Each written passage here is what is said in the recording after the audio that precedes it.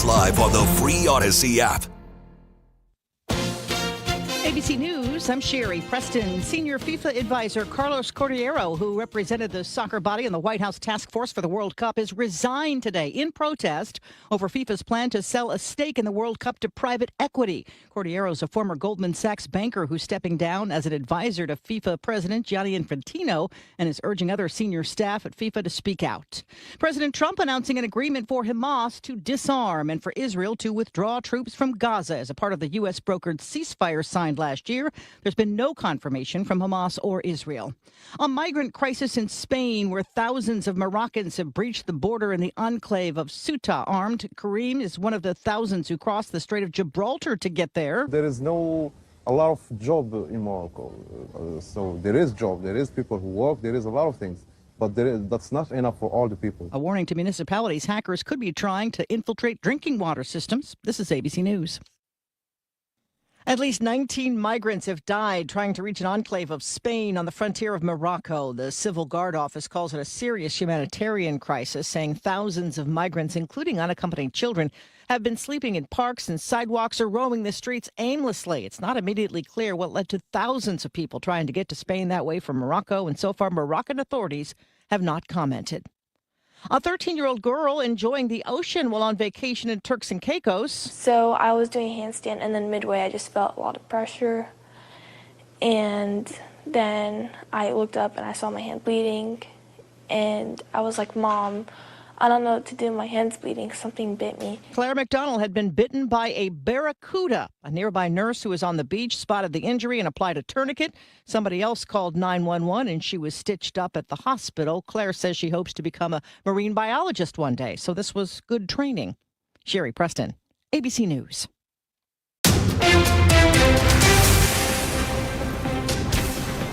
It is 6:02, and right now we've got cloudy skies in downtown St. Louis. It is 71 degrees. I'm Debbie Monterey. And I'm Megan Lynch. New numbers from the St. Louis County Police Department show crime continues to fall in the suburbs.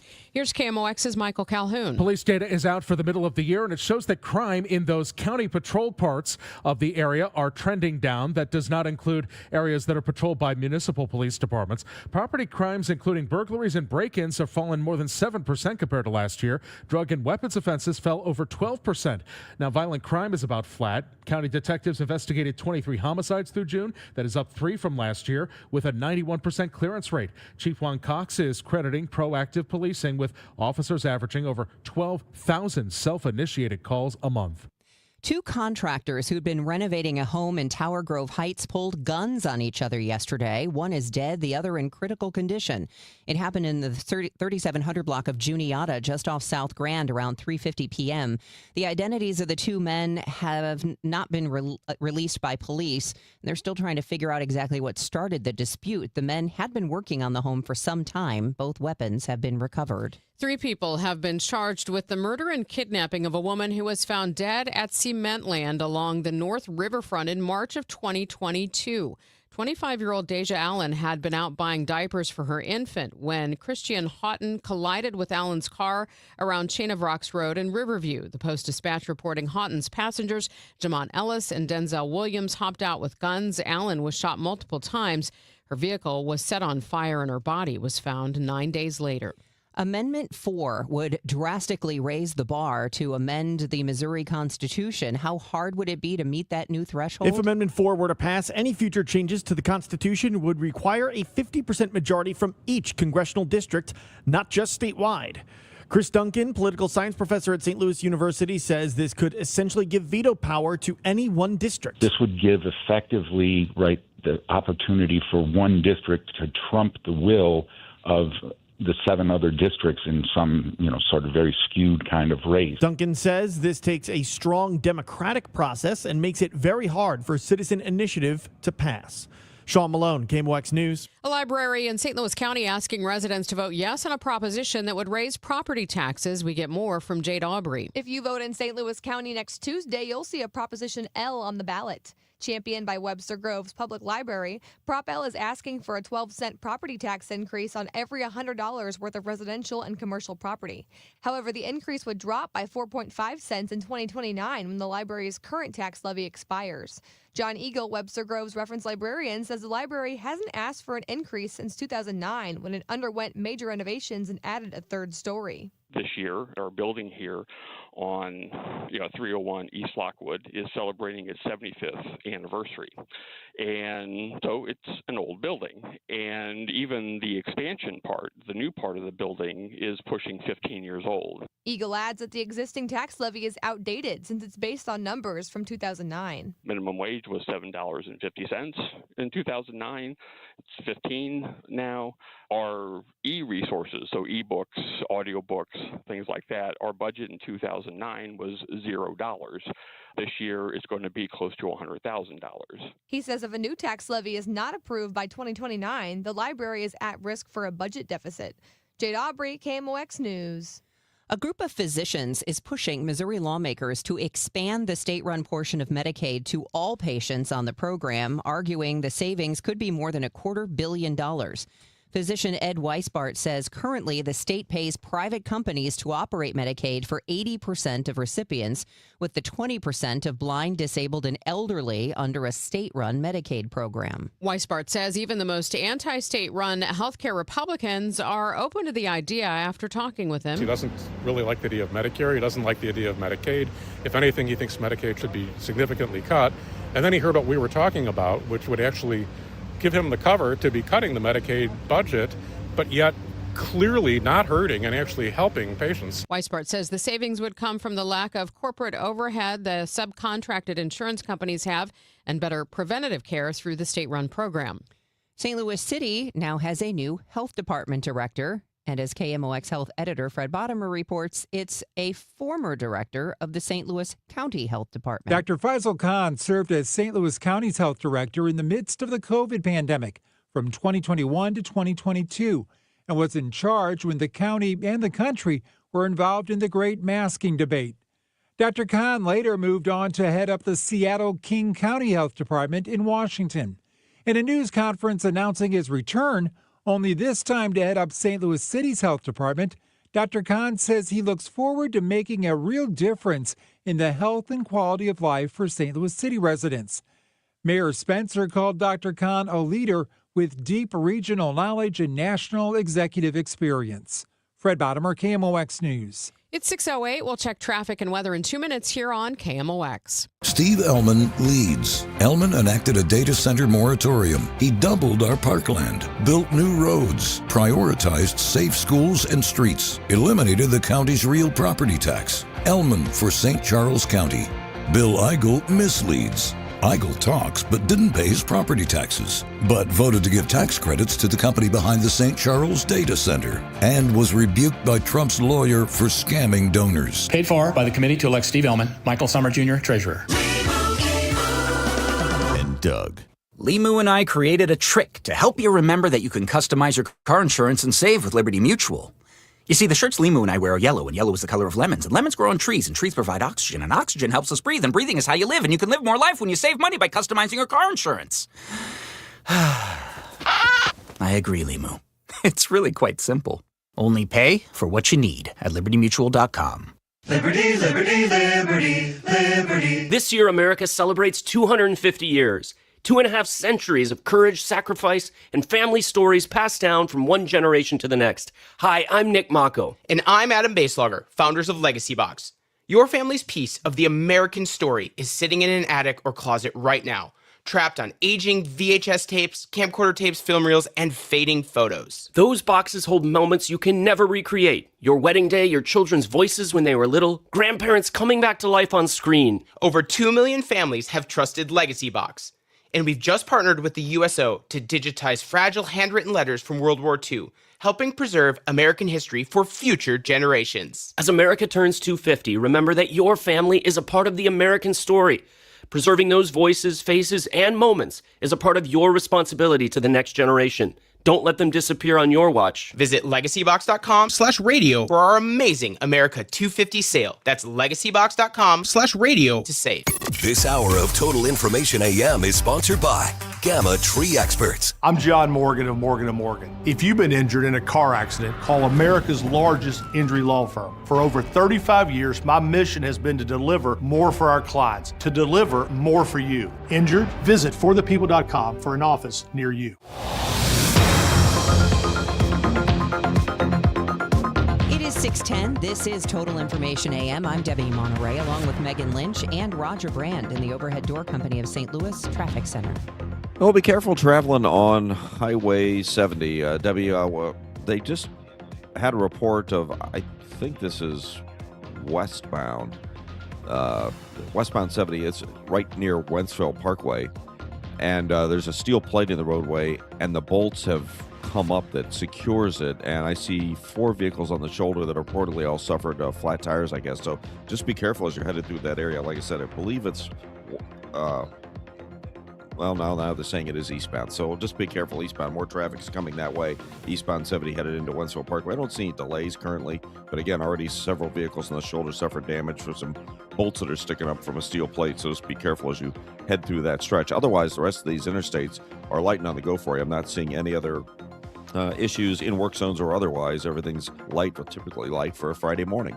Next update at 6:20 from the Overhead Door Company of St. Louis Traffic Center.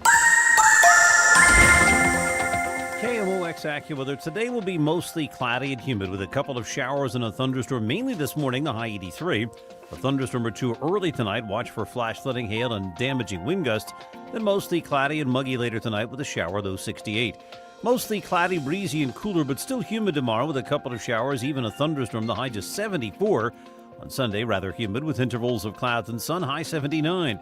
From the Saliga Heating and Cooling Weather Desk, I'm AccuWeather meteorologist Joe Lundberg on 104.1 FM KMOX. Cloudy skies, 73 in Florissant, 75 in St. Peters, and 72 downtown at the Arch. The Cardinals lose 3 of 4 to the Cubs at Busch Stadium, but they are calling up a certain starting pitcher from AAA Memphis. I'm Brian Feldman, sports at 6:15. It is now 6:12. A familiar face in St. Louis newscasting is stepping into the main anchor chair at KSDK Channel 5. Tonight we're learning about a possible second abduction attempt in Bridgeton. Good evening, I'm Steve Savard. Steve Savard has been named the station's lead evening anchor, officially replacing Mike Bush when Bush retires August 13th. Savard joined Channel 5 in February after previous stints as sports director and then lead anchor at KMOV, as play-by-play voice of the St. Louis Rams, and as main anchor at KOLR in Springfield, Missouri. He'll co-anchor Channel 5's Evening News alongside Ann Allred and Kelly Jackson. Anheuser-Busch's push beyond traditional beer paying off in its latest quarterly earnings. KMOX's Michael Calhoun. AB InBev says global profits doubled to $3.7 billion in the second quarter. That was driven largely by non-traditional beverages and by international growth. While beer sales in the U.S. are still soft, revenue from the company's spirit-based cocktails and non-alcoholic portfolio are surging in the U.S. Executives also credit early marketing for the World Cup with driving record growth for Michelob Ultra, both in the U.S. and in Latin America. The longtime headquarters building for Peabody Energy is for sale. The building on Memorial Drive was built in 1957 and is on the National Register of Historic Places, but it'll be auctioned off in St. Louis City's next land tax sale on August 11th. According to the Business Journal, the 3-story building was last used by ICC, an engineering firm, which bought it in 2013 after it had been vacant for more than a decade. The appraised value of the building is $1.7 million. It could be purchased for the taxes owed the city, $342,000. The Chesterfield City Council giving the green light to a brand new Rivian facility in the Chesterfield Valley. The electric vehicle manufacturer plans to use the Chesterfield Commons space as an immersive hub featuring interactive charging education and a custom gear shop. When it comes to the service department, Rivian Representative Samuel Moon assured city officials the property won't become an eyesore for surrounding businesses. Please note that heavy collision repairs are not done on site, so those are handled by our certified third-party body shops. And the site itself will not involve stacking of vehicles or overcrowded storage as well. Inventory stays at levels consistent with an orderly, professionally run showroom and service operation. To prevent unannounced traffic jams and keep the lot clear, the facility will rely exclusively on appointment-only scheduling for all minor repairs and routine maintenance. Well, Battlehawks fans, big changes are coming to the UFL as the league realigns its footprint. Executives confirmed they are departing Birmingham and Houston As part of a long-term growth strategy, the UFL's co-owner says future market selection will prioritize proper stadium sizing and strong fan support, two areas where the St. Louis Battlehawks have consistently led the league. The UFL plans to launch 2 replacement teams for 2027, followed by expansion into Oklahoma City and another market in 2028. It's 6:15.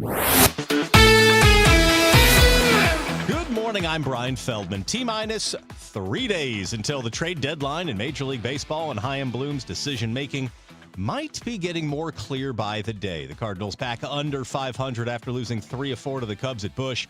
But don't blame Andre Pallante. Yesterday in the series finale, he was fantastic. Andre pauses, delivers home, and that's grounded up the middle, but it's Mason Wynn covering some ground. He's got it, and he throws him out. Nice play by Mason. And another ground ball induced by Andre Pallante. Pallante, 6 1/3 innings, 2 runs allowed. Just terrific. Unfortunately, his defense lets him down in the 4th. Pitch by Pallante, hoping it's a good one. The one-strike pitch hit in the air to right field. Well struck. Backing up is Nootbaar at the track, and he makes the catch on the warning track. He better get the ball in. There's only one out, Lars, and he does, and it gets way in the infield, and the Cubs may score a run, and they do. Lars Nootbaar forgot how many outs there were, and it cost the Cardinals a run. That ties the game up at 1. The Cubs do add to the lead in the top of the 7th. That is until rookie J.J. Weatherholt makes his presence felt. Count in his favor, 2-1. The pitch is hit high and deep to right field. He got it! Yes, he did! Weatherholt has tied the game. He hits a hanging curveball into the bleachers, and we're tied at 2 here in the 7th inning. Just like Wednesday, it goes to extras, but once the Cubs take the lead on back-to-back doubles by Alex Bregman and Ian Happ, the Cardinals cannot come back for the second straight day. 4-2 the final at Busch. Manager Oliver Marmol. When you start the season and you say we're in a rebuild, there's going to be a lot of opportunities for guys to show what they're capable of and show where deficiencies are and where growth needs to take place, and we're seeing some of that. Cardinals now 3 games out of the final wild card spot in the National League, but more importantly, behind 5 teams to get in the playoffs. The Cardinals start a 3-game series tonight in Toronto. After the game, manager Oliver Marmol announces left-handed pitching prospect Quinn Matthews will make his Major League debut this Saturday against the Blue Jays. The 25-year-old has been on absolute fire in AAA Memphis of late, an ERA barely over 1 in the month of July. He's officially just being added to the rotation for now, nobody coming out. But more moves, of course, could be coming in the next few days. And in soccer, for City SC's newest DP, the move to St. Louis wasn't only about changing clubs. Carlo Holze comes to the MLS after playing in Denmark and Turkey. And sporting director Corey Ray says City spent a lot of time making sure the player fit what the club wants both on and off the pitch. A player that fits the club and the coaching profile, but also the due diligence on the background was very, very important to us. And to make sure that this guy is an exceptional human being as well as an exceptional soccer player. And that interest went both ways. Holze says conversations with Ray and head coach Yohan DeMay gave him a picture of City's project, including exactly where DeMay believes he fits. I had a call with Corey, I had a call with Yohan. He described the project, his playing style, where he could see me fit in that project. I was pretty sold after that first talk with Yohan. Crazy tactics. He really sold me on that one. Holze arrives with City riding 3 straight wins above the playoff line, and now trying to build on that momentum through the second half of the MLS season. Jen Cease, KMOX Sports. With reports at 15 and 45 past the hour, I'm Brian Feldman on your home for St. Louis Cardinals baseball, KMOX. Can you believe politicians nearly doubled state spending since 2019? Yeah, that's twice the rate of inflation. What do we get for all that extra spending? Nothing. Yeah, and get this, over 200 loopholes are buried in our tax code, written by lobbyists for wealthy corporations. Our tax code is rigged against us. We get taxed on our paycheck, our home, everything we buy. I guess somebody's got to pay for all that spending. That's why we need Amendment 5. It puts politicians on a leash. Forces them to cut taxes and control spending, whether they like it or not. Amendment 5 closes the loopholes, eliminates income taxes, cuts property taxes, and gives $3,000 a year to average working families. We decide, not the politicians. Amendment 5 is the biggest tax cut in Missouri history. I'm voting yes on Amendment 5. Paid for by Missouri Promise PAC. Mark Ellinger, Treasurer. Hey guys, this is Kevin Wheeler. If you're looking for a little kick in the pants when it comes to dropping a little weight, getting better shape, getting more into the gym, think about Burn Balance Complex, which you can pick up at Supplement Superstores. I've been using it since it came out. It's fantastic. You notice right away the difference. Look, we all have busy schedules. I do and you do. You know, we all have problems sometimes with controlling our eating patterns and staying on a plan. Well, Burn Balance Complex makes that so much easier. It's not magic, but it definitely helps make it easier. It is a complete metabolism system. It's not just a fat burner. So what you're talking about is a natural weight loss option. So if you're a person that doesn't want to go get a prescription, you're not into injections, this is a great choice for you. In addition to the metabolism boost, you get to lower stress and cortisol levels, get better sleep. It can help control appetite and cravings, all-day focused energy with no jitters, no crash at the end of the day. If you want the help, and look, we all need it, I know I do, go to Supplement Superstores, tell them your story, mention Kevin Wheeler, and they'll knock 30% off the Burn Balance Complex. You can find your location at supplementsuperstores.com. Total Information AM on 104.1 FM, KMOX. 6:20, time to check the roads with Roger Brand. He's in the Overhead Door Company of St. Louis Traffic Center. Well, this situation I talked about, Megan, on eastbound Highway 70 is definitely an issue. I mentioned about vehicles that were suffering flat tires or some kind of damage on eastbound 70 at Wentzville Parkway because of a steel plate that had come up, or at least the bolts had come loose, and the vehicles suffered damage because of it. So they now have eastbound 70 shut down so they can make these repairs or resecure this at Wentzville Parkway. It looks like traffic may be getting diverted off at David Hochul Parkway on eastbound 70 right now, or at least held up there while they do this. So just be prepared. There is a bit of a jam. Traffic is at a standstill coming in from Forestel towards David Hochul Parkway on eastbound 70 right now. So I think that is the case. But again, it is closed at Wentzville Parkway just temporarily while they resecure this steel plate that caused, I can see at least 4 vehicles on the shoulder that apparently reportedly have flat tires. Other than that, the rest of these highways are cruising along. I don't see any other delays on either side of the river in construction zones or otherwise. Next update is 6:30 from the Overhead Door Company of St. Louis Traffic Center. All right, let's take a look at that forecast for today. It's going to be 83 degrees with mostly cloudy skies. It will be humid, and we could see a couple showers or a thunderstorm this morning. And then later today, like this evening, most likely, a thunderstorm or 2. And those could be pretty heavy with flash flooding, hail, localized damaging wind gusts.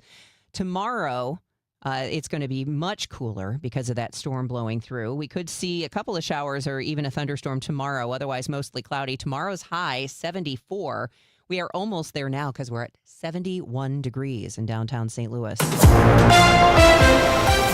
More news now at 6:22. First Community Credit Union expanding its footprint across the SIUE campus. Since 2019, the financial institution has held the naming rights to the university's indoor arena. Now, under new NCAA guidelines, they're expanding that contract to become the exclusive jersey partner for 8 Cougars athletic programs. SIUE Athletics Director Andrew Gavin says the expanded deal isn't just about asking a donor to write a check. Yeah, I've never wanted it to feel like a handout or fundraising when it comes to corporate partnerships. It truly has to be a mutually beneficial relationship. I think we want to be the best use of marketing dollars in the Metro East. So when we talk about the relationship with First Community Credit Union or BJC or Schnucks or Ameren, Illinois, some of our really, really strong supportive sponsors, they're helping us tremendously. That financial support is really important, but we're invested in helping them as well. That strategy aligns directly with the credit union's recent push into the Metro East. First Community recently opened a new full-service branch in O'Fallon, Illinois, and plans to launch an Illinois call center later this fall. 2 of the region's schools combining to give students a chance to earn a business degree in 3 years instead of 4. Starting this fall, Southwestern Illinois College and Lindenwood University streamlining the transfer process for students earning a bachelor's in business administration. Roxana teachers may start the school year without a contract. The union and the district have been negotiating since January, and a federal mediator is now trying to bridge the gap. Teachers Union President Kim Jones tells KMOX one issue is vacant positions. We are trying to keep language that we currently have in our contract that allows teachers the opportunity to go into open positions before those positions are put out to the public. Teachers staged an informational picket Thursday, the same day parents were registering kids for school. In a statement sent to KMOX News, the Roxana School District says it respects the right of employees to express their views and advocate for their interests through the collective bargaining process. Senator Tammy Duckworth of Illinois introducing new legislation she says is designed to establish women's right to serve in combat. Duckworth says standards would be based on the demands of the job, not gender. Her office says the proposal is a response to Department of Defense Secretary Pete Hegseth's decision to order a study examining the effectiveness of women in combat jobs. Illinois Congresswoman Delia Ramirez going on medical leave. Nancy Hardy has details. Ramirez announced on social media she'll be taking several weeks off after what she called a medically necessary and time-sensitive surgical procedure. The Chicago Democrat says she acknowledges this comes amid growing distrust of public officials. On Tuesday, Kentucky Governor Andy Beshear sent a letter to Senator Mitch McConnell asking the Republican to prove he's fit to serve or resign. The 84-year-old has not been seen publicly since he was hospitalized last month. Ramirez says her leave coincides with Congress's August recess and that her offices will reopen on Tuesday. Also in the news, a new program will financially help people in Illinois who recently were removed from the federal SNAP program. Since Congress expanded the work rules for the SNAP program, the Illinois Department of Human Services says about 148,000 people have lost federal food assistance. Now, because of Illinois' new Families Receiving Emergency Support for Hunger program, starting on August 1st, eligible households in Illinois will receive a one-time $400 benefit that will be placed on their Link card, which SNAP recipients use to buy groceries. Hundreds of thousands of people are expected to descend upon Grant Park for Lollapalooza. It kicked off yesterday. Carolina Garibay has more. Life? I know, but it's just Lord. I feel like I can't, it's Lord. Lord and hometown artist John Summit headline day one of the festival. Fans say whoever they end up seeing, it'll be a great weekend either way. It's like nothing else. Everyone's just so excited to experience music in the same place. And it's just it reassures me that music is the thing that I love more than anything else. It's the best. Carolina Garibay. If you're looking for some summer fun in St. Louis this weekend, the Super Fair opens tonight at Worldwide Technology Raceway. It runs through August 9th and includes rides, games, classic fair food, and a circus. The fair opens at 5 on weekdays and 3 on weekends. It's now 6:27, and this time check is sponsored by Jerry Kelly Heating, Air Conditioning, Electrical, and Plumbing. It's time for a $98 AC tune-up. Registered lobbyist Mike Deering is not the kind of guy you want in the state Senate. Did you say he was a registered lobbyist? Sure did. When conservatives like Tricia Burns tried to pass a bill to take back the 300,000 acres in Missouri allowed to be controlled by China, lobbyist Mike Deering testified against it. When conservatives like Tricia Burns fought alongside Missouri cattlemen to require foreign beef to be labeled, lobbyist Mike Deering testified against that too. While conservatives like Tricia Burns are fighting to protect your farmland from being paved over by data centers, lobbyist Mike Deering described Google's Montgomery County hyperscale data center as a very positive thing. Deering also endorsed Liberal Democrat Chris Koster for governor and openly mocked President Trump. Registered lobbyist Mike Deering, anti-Trump, pro-Democrat, bought out by foreign ag interest, and in love with data centers. Take down Data Center Deering on August 4th. Vote America First conservative warrior Tricia Burns for state senate. Paid for by Mo Constitutional Conservative Council PAC, Scott Lady Treasurer. Someone had a birthday. Yep, 50. Can't believe it. 50 years of wisdom. Great segue. We have a health reminder from the CDC.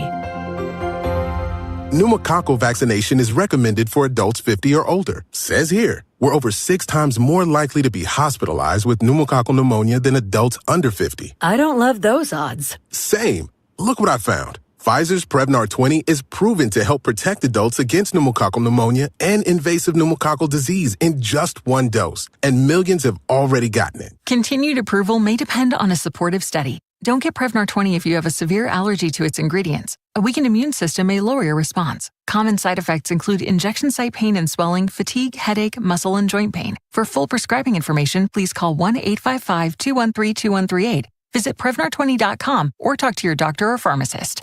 I'm on Prevnar20.com now, scheduling my appointment. Good idea. And happy 50th. Hi, I'm Chuck McDowell, the timeshare cancellation guy and founder of Wesley Financial Group. And I want to set the record straight. I am not an attorney. I've never wanted to be an attorney. And the truth is, I really don't even like attorneys. If I sound like an attorney, I'll apologize. But what I've learned in my 15 years in the timeshare cancellation business is you don't need to be an attorney to get folks out of their timeshare. After 15 years and over 50,000 cancellations, I can tell you with confidence, we know how to get you out of your timeshare. Call us today and we'll send you our timeshare exit guide absolutely free with all your options for cancellation. Attorneys, this was meant to be funny, so please don't sue me, especially my friend Kenneth from Black River Falls, Wisconsin. Call now for your free timeshare exit info kit. 800-838-6767. 800-838-6767. 800-838-6767.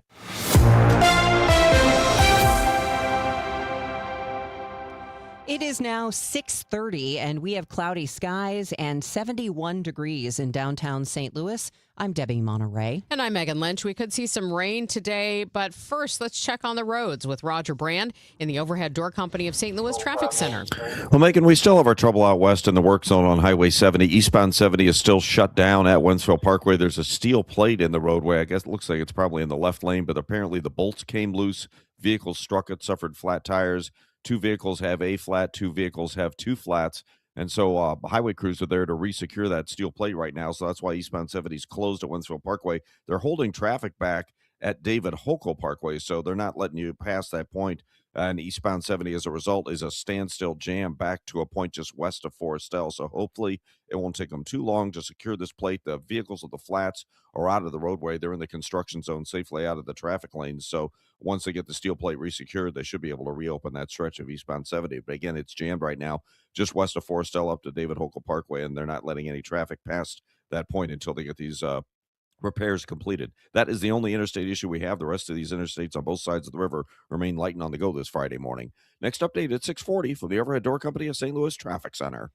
Mostly cloudy today. We could see a couple of showers or a thunderstorm this morning, a high of 83, and then a thunderstorm or two tonight. Those could be pretty strong with flash flooding, hail, localized damaging wind gusts. And then that moves the warm temperatures out for tomorrow because there'll be a high of just 74 degrees and mostly cloudy with a chance of a couple showers or a thunderstorm. It's 71 right now. It's 6:32. St. Louis City has a new health director. As KMOX health editor Fred Bottomer reports, you may recognize the name from a similar job in the past. Dr. Faisal Khan served as St. Louis County's health director from 2021 to 2022.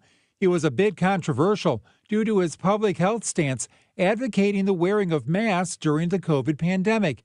And in a July 2021 county council meeting, he got into a heated exchange with an angry anti-masking crowd. Dr. Khan later moved on to head up the Seattle King County Health Department in Washington.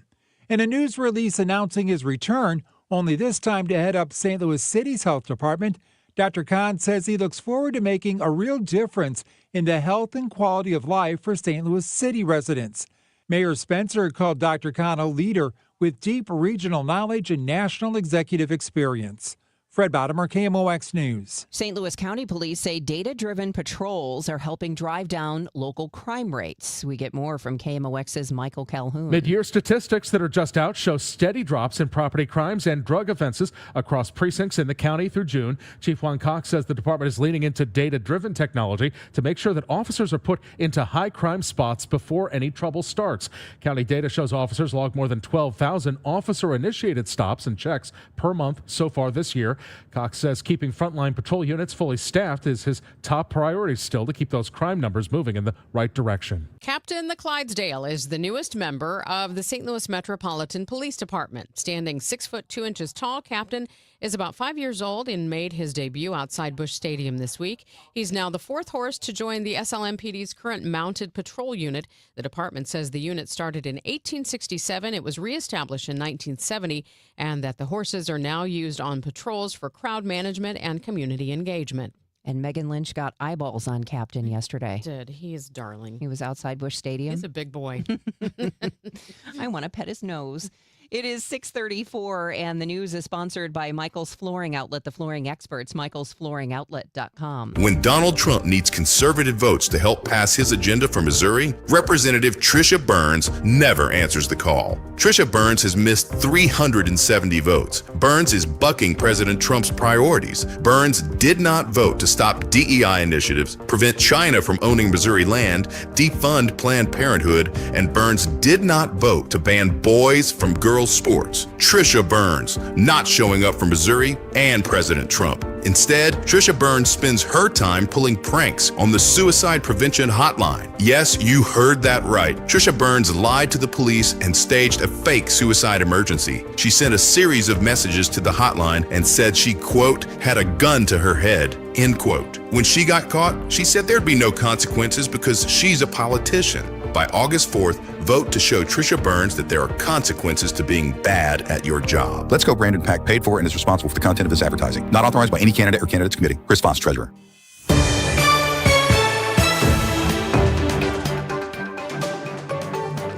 It's time for... Oh, sorry, go ahead. Your money report. We'll do it in stereo. This is a Bloomberg Money Minute. Amazon is showing Wall Street that its spending on artificial intelligence is paying off. Shares are surging this morning after posting its fastest cloud computing growth in about 4.5 years. Amazon's e-commerce operation still generates the biggest share of the company's revenue. Online sales gained 15% in the quarter. This is giving a lift overall to the markets. This morning, S&P futures are rising 42 points, NASDAQ futures jumping 1.3%. Taco Bell is starting to recover from the parasite outbreak linked to tainted lettuce. Parent company Yum Brands says sales at the chain have declined 2% so far this quarter. Deals have helped get people in the door. And Disney is said to be selling its 50% stake in A&E Global Media to Hearst Communications. Disney's move to sell its stake in the business, which includes the A&E Channel, the History Channel, and Lifetime, would be the first major divestment by new CEO Josh D'Amaro. Courtney Donahoe, Bloomberg Radio. And your money report is sponsored by Eamon Gantner and Capriano, elder law attorneys. I'm Bill Eigel. I'm a no on data centers. Last year, when a new hyperscale data center was up for a vote in St. Charles City, I'm the only candidate for county executive who stood with you in opposition. Meanwhile, Steve Ellman was writing op-eds in support of data centers. In fact, he spent $400,000 of your taxpayer money to identify 6 locations just for data centers in St. Charles County. I'm Bill Eigel, and if you don't want data centers in our county, then I'm asking for your vote on August 4th. Paid for by Eigel from Missouri. Lisa Borchers, Treasurer. Hi, I'm Jim Brennan with McKelvey Homes. The wait is over. The displays are now open at the Reserve in West County, a prime location at Manchester and Highway 109. The Reserve is an outstanding community with serpentine streets, extensive trails, and our own neighborhood park with a pavilion, gazebos, playgrounds, and more. Come tour our popular Hamilton Ranch or our luxurious Turnberry story and a half. Visit McKelveyHomes.com. It's time to move up to McKelvey. Oh, hey, Sarah. Did you hear my daughter Katie got Camper of the Week? That's a big deal. We got a big deal too, right, Mom? Honey, shh. What's that? Okay, that Hyundai Santa Fe, I only paid. Nice. Deal's so right, it almost feels wrong. The Hyundai Getaway Sales Event. Get 0% APR for 60 months, plus 0 payments for 90 days, or 1.9% APR for 72 months on the Hyundai Tucson, Santa Fe, or Santa Fe Hybrid during the Hyundai Getaway Sales Event. Hurry, offer ends August 3rd. Call 562-314-4603 for details. Another app for inventory, one for CRM. Oh, don't forget accounting. Wait, which login was that? Or you could use Odoo, one fully integrated system that does it all without the hassle. Ditch the app overload. Get everything your business needs on one platform. Try Odoo free today at odoo.com. That's ODOO.com. The radical left let crime and drugs pour into our nation, and they let biological men into girls' sports. But here in Missouri, if there's a problem, we fix it. That's why Ann Wagner's fixing the mess the radical left made and delivering for us. Wagner voted to ban biological men from competing in girls' sports, and she voted to fund the police and provide more resources for Border Patrol agents, keeping our families, communities, and children safe. And Ann Wagner didn't stop there. In Congress, Wagner passed the largest working-class tax cut in American history. kept big government out of our business, protected our way of life, and ensured our communities remain safe.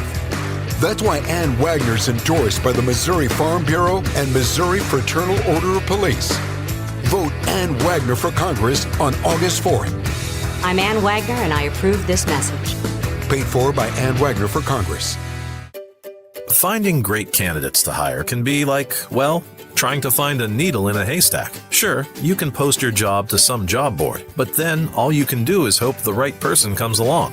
Which is why you should try ZipRecruiter for free at ZipRecruiter.com/free. ZipRecruiter doesn't depend on candidates finding you. It finds them for you. Its powerful technology identifies people with the right experience and actively invites them to apply to your job. You get qualified candidates fast. So while other companies might deliver a lot of hay, ZipRecruiter finds you what you're looking for. The needle in the haystack. See why 4 out of 5 employers who post a job on ZipRecruiter get a quality candidate within the first day. ZipRecruiter, the smartest way to hire. And right now, you can try ZipRecruiter for free. That's right, free at ZipRecruiter.com/free. That's ZipRecruiter.com/free. ZipRecruiter.com/free. ZipRecruiter. It is now 6:40, and it's time for traffic and weather. Roger Brand is keeping his eye on things from the Overhead Door Company of St. Louis Traffic Center. Well, that was good timing on eastbound 70, Debbie. It's starting to rain now in Wentzville. The rain's coming down, and they just got the repairs completed. You know, eastbound 70 was shut down at Wentzville Parkway for 15, 20 minutes, something like that, because the steel plate had come loose. Bolts had caused flat tires on several vehicles. Now, unfortunately, those motorist assist guys have to change flat tires in the rain, but they resecured the plate, reopened the highway, so traffic is now getting through eastbound 70 at Wentzville Parkway, but there's bumper-to-bumper pockets from Forestell into that point, and the rain's probably going to keep you slow anyway, so just be prepared. But that is the only interstate issue we have right now. Otherwise, the rest of the interstates and a lot of the area are still dry, and they're light on the go, even in the construction zones. But like I said, it's already raining in Wentzville there now, and it's backed up from Forestell in pockets through that area at Wentzville Parkway. Next update at 6:50 from the Overhead Door Company of St. Louis Traffic Center. Roger just mentioned the rain. Let's see what the forecast is calling for. Joe Lundberg joining us now from AccuWeather. What's it look like on the radar, Joe?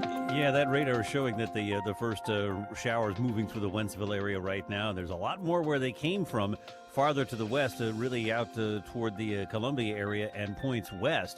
So we're going to have to deal with this through the morning and midday hours. Some showers and a couple of heavier thunderstorms will come through, put a lot of water down on the highways. I don't think it'll be enough to cause flash flooding, but it's certainly going to be one of those things that the back end of the morning commute and toward lunchtime will be compromised because of the rain. So just be prepared for some slow going. Our high gets to 83. The afternoon hours largely rain-free. Front will approach the area and move through early tonight, and with it, a couple of thunderstorms. There can be severe weather with hail and damaging winds and flooding downpours. Behind it, just mostly cloudy with a shower, low 68. Tomorrow's going to be uncommonly cool for the start of August. Lots of clouds, a gusty breeze, some showers, maybe a thunderstorm. Our high mid-70s. Gets a little bit warmer Sunday with clouds and sun and a high of 79. And then better weather for Monday, partly sunny, the high 81. More sunshine Tuesday, mid-80s. Right now, 75 at St. Peter's, 74 in Florissant, 75 mostly cloudy downtown at the Arch. From the Saliga Heating and Cooling Weather Desk, I'm AccuWeather meteorologist Joe Lundberg on 104.1 FM KMOX. Andre Palante just fantastic yesterday for the Cardinals. Unfortunately, his defense lets him down, and the Cardinals lose 3 of 4. I'm Brian Feldman. Highlights coming up in sports at 6:45. It is 6:43, and there could be a major deal in Gaza. We get details from ABC's Martha Raddatz. President Trump announcing U.S. negotiators have reached a deal with Hamas to lay down its weapons and relinquish its control over Gaza. U.S. officials who briefed reporters late last night say Hamas has agreed to disarm and transfer power in Gaza, as long as Israel withdraws from the Strip. The proposed move, part of a peace deal announced by President Trump and his newly formed Board of Peace. New concerns about the safety of water systems across the country after a cyber attack targeted dozens earlier this week. ABC's Andrea Fuji has details. Overnight, the FBI and the EPA issuing a warning to water and wastewater facilities nationwide about the increasing risk posed by hackers after a cyber attack on dozens of water systems in Minnesota, an attack officials say could be linked to Iran. The hackers targeted control systems at the water facilities and changed passwords to lock operators out. Investigators still trying to find the culprits, but say Iran is a country that has the capabilities to launch such an attack. Sources now tell ABC News that Acting Attorney General Todd Blanche has met with the 2 Republican senators who have been holding back on supporting his nomination to get the job permanently. We get more from ABC's Karen Hua. He's already the acting attorney general, but Todd Blanche's path to officially take over the office is blocked this morning. That's because 2 outgoing Republican senators, John Cornyn and Thom Tillis, are demanding written proof that a controversial part of President Trump's settlement with the IRS over the leak of his tax returns will be thrown out. The senators want it in writing that the so-called anti-weaponization fund has been eliminated. Seattle's police chief out of a job after pressure mounted following this week's mass shooting at a food festival that left 3 people dead. Public anger grew against Seattle Police Chief Sean Barnes and Seattle's mayor over the city's response to the shooting and the lack of basic information that came from the city in the hours after the shooting. The chief, who was appointed in Seattle in late 2024 with the goal of modernizing and rebuilding the police department, has been under scrutiny for his lack of ties to the city and frequently leaving town. Reports emerged on Wednesday the mayor had asked Barnes to resign. On Thursday afternoon, that resignation letter was made public. Alex Stone, ABC News. I'm John Rooney. Yesterday, the Cardinals and the Cubs went to extra innings. Wednesday night, they went to the 10th inning, and the Cubs scored 2 against Luis Gastelum on a home run by Pete Crow Armstrong. But the Cardinals were able to take the rookie off the hook by plating 3, 2 on a double to win the game by Ivan Herrera. Well, Gastelum came up and gave up back-to-back doubles to Alex Bregman and to Ian Happ, and the Cubs had a 4-2 lead. The Cardinals couldn't take Gastelum off the hook in the bottom of the 10th inning as Jacob Webb was able to get the first out. And then Aaron Savali came on to retire Jimmy Crooks on a fly ball and Lars Nootbaar on a strikeout, giving the Cubs 3 out of 4 in the win column in the series with a 4-2 victory. Jacob Webb with the win over Gastelum, a save for Savali. Tonight, the Cardinals are in Toronto. Kyle Leahy, 7-4 against Dylan Cease, 7-5. And we'll be on the air at 5:10 Central Time from Rogers Center. The Cardinals now 3 games out of the final wild card spot in the National League, but more importantly, behind 5 teams to get in. Don't blame Andre Palante, though, for yesterday's loss. He was terrific. 6 1/3 innings, 2 runs allowed, lowering his ERA to 3.72 on the year. He is hot. This after seeing his ERA balloon to 5.31 last year. Manager Oliver Marmol on Palante's outing. Like what we're seeing out of Dre, just in a lot of ways. What's coming out of the hand is really good. His confidence and conviction behind his pitches and just overall preparation and level of execution has been high. So I'm proud of what he's put together so far. Who's Hot, Who's Not, sponsored by St. Louis Composting, growing gardens and making memories. After the game, Marmol also announces left-handed pitching prospect Quinn Matthews will make his Major League debut this Saturday against the Blue Jays. The 25-year-old's been on fire in AAA Memphis of late, an ERA barely over 1 in the month of July. He is officially just being added to the rotation for now. Nobody coming out just yet, but more moves, of course, could be coming in the next few days. In soccer, St. Louis City SC has taken all 9 possible points since returning from the World Cup break. But head coach Yohan DeMay won't allow 3 straight wins to become the finish line. City's latest was a 1-0 home win over Colorado, jumping the club to 7th in the Western Conference and above the playoff line after its 3rd match in just 10 days. Now with a full week before hosting Real Salt Lake, DeMay says the results don't change the process. The focus is to get better. What did we learn from the Colorado game? What did we learn from the Galaxy game? It's about us pushing that process that we've started in January. And City could soon have another attacking option. New midfielder Alexandre Matan is available for selection on Saturday as DeMay begins working him into the group. He's available for the weekend. It's going to be a process to integrate him. He's a smart guy, so I think it's going to be a short period of time to acclimate. While newest Danish midfielder Carlo Holza is in St. Louis, he can't suit up until all paperwork clears over the next few weeks. City hosts Real Salt Lake on Saturday at Energizer Park. Pre-game begins at 7 on Y98 with kickoff at 7:30. Jen Cease, KMOX Sports. With reports at 15 and 45 past the hour, I'm Brian Feldman on your home for St. Louis Cardinals baseball, KMOX. It's Tom Ackerman for St. Louis Composting. Composting is very important. Soil is very important. Mulch is very important. For your yard, soil with 5% or more organic matter is the gold standard. It creates better structure. It locks in nutrients. It dramatically improves water retention. Now is the perfect time for a full landscape cleanup. Add compost to your garden beds to prep for planting season. And mulch. Refresh your entire landscape with a fresh layer of mulch in your flower beds and around your trees. It's the fastest way to make your yard pop with a beautiful, well-kept look. How do you do all of that? You just go to stlcompost.com. They have a menu of everything you could possibly want or need. They even have a material calculator at stlcompost.com to figure out exactly how much soil or mulch your project requires. 9 retail locations all over the area. St. Louis Composting, growing gardens, making memories. And Doug. Limu and I created a trick to help you remember that you can customize your car insurance and save with Liberty Mutual. You see, the shirts Limu and I wear are yellow, and yellow is the color of lemons, and lemons grow on trees, and trees provide oxygen, and oxygen helps us breathe, and breathing is how you live, and you can live more life when you save money by customizing your car insurance. I agree, Limu. It's really quite simple. Only pay for what you need at libertymutual.com. Liberty, liberty, liberty, liberty. The 3-2 pitch with the runner going a swing. Ready to elevate your game? Join the MBA Sportscasters Forum on Tuesday, September 15th in St. Louis. Learn from Cardinals beat reporters, broadcasters, and Hall of Famer John Rooney as they break down play-by-play, reporting, interviewing, and covering the game. Then cap off the day with the Cardinals versus Giants at Busch Stadium.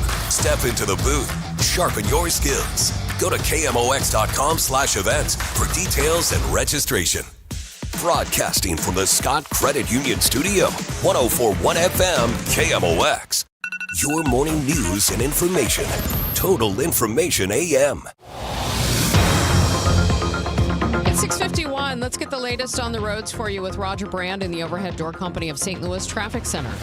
Well, the only place we have delays right now of any consequence, Megan, it's a lot better than it was, obviously. Eastbound 70's been reopened at Wentzville Parkway, but you just have some slow traffic from David Hochul Parkway into 6470. Southbound 61 a little slow as you get to the interchange as well. And again, it's raining out there, so it's just slow due to the weather now. The fact that it was shut down, eastbound 70 was for about 15-20 minutes to make some emergency repairs to a steel plate that had come loose. On the Illinois side, I'm seeing a little bit of a slowdown. Eastbound 64, getting on to 5570. Of course, it's down to one lane there through Exchange, so there's just a little volume eastbound, but westbound, everything looks great headed across the bridges for you.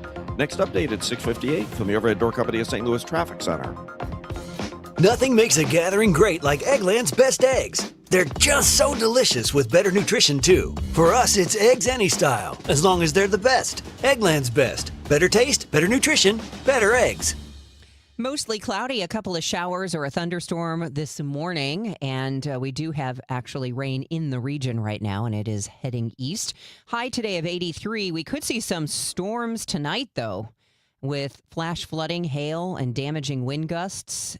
By tomorrow, though, it'll have pushed the hot temperatures out. Tomorrow's high only 74 degrees with a couple of showers and maybe a thunderstorm at 72 right now. The news continues at 6:52. The self-initiated data breach carried out by a pair of OpenAI agents may not be an isolated incident. ABC's Jim Ryan says a competitor of OpenAI has made a startling admission. Last week, OpenAI disclosed that 2 of its artificial intelligence models slipped out of their testing environment and hacked into the computer system of a company called Hugging Face. Now, Anthropic has disclosed that a combination of its Claude AI agents also gained access to the internet during testing recently and sneaked into the systems of 3 undisclosed organizations.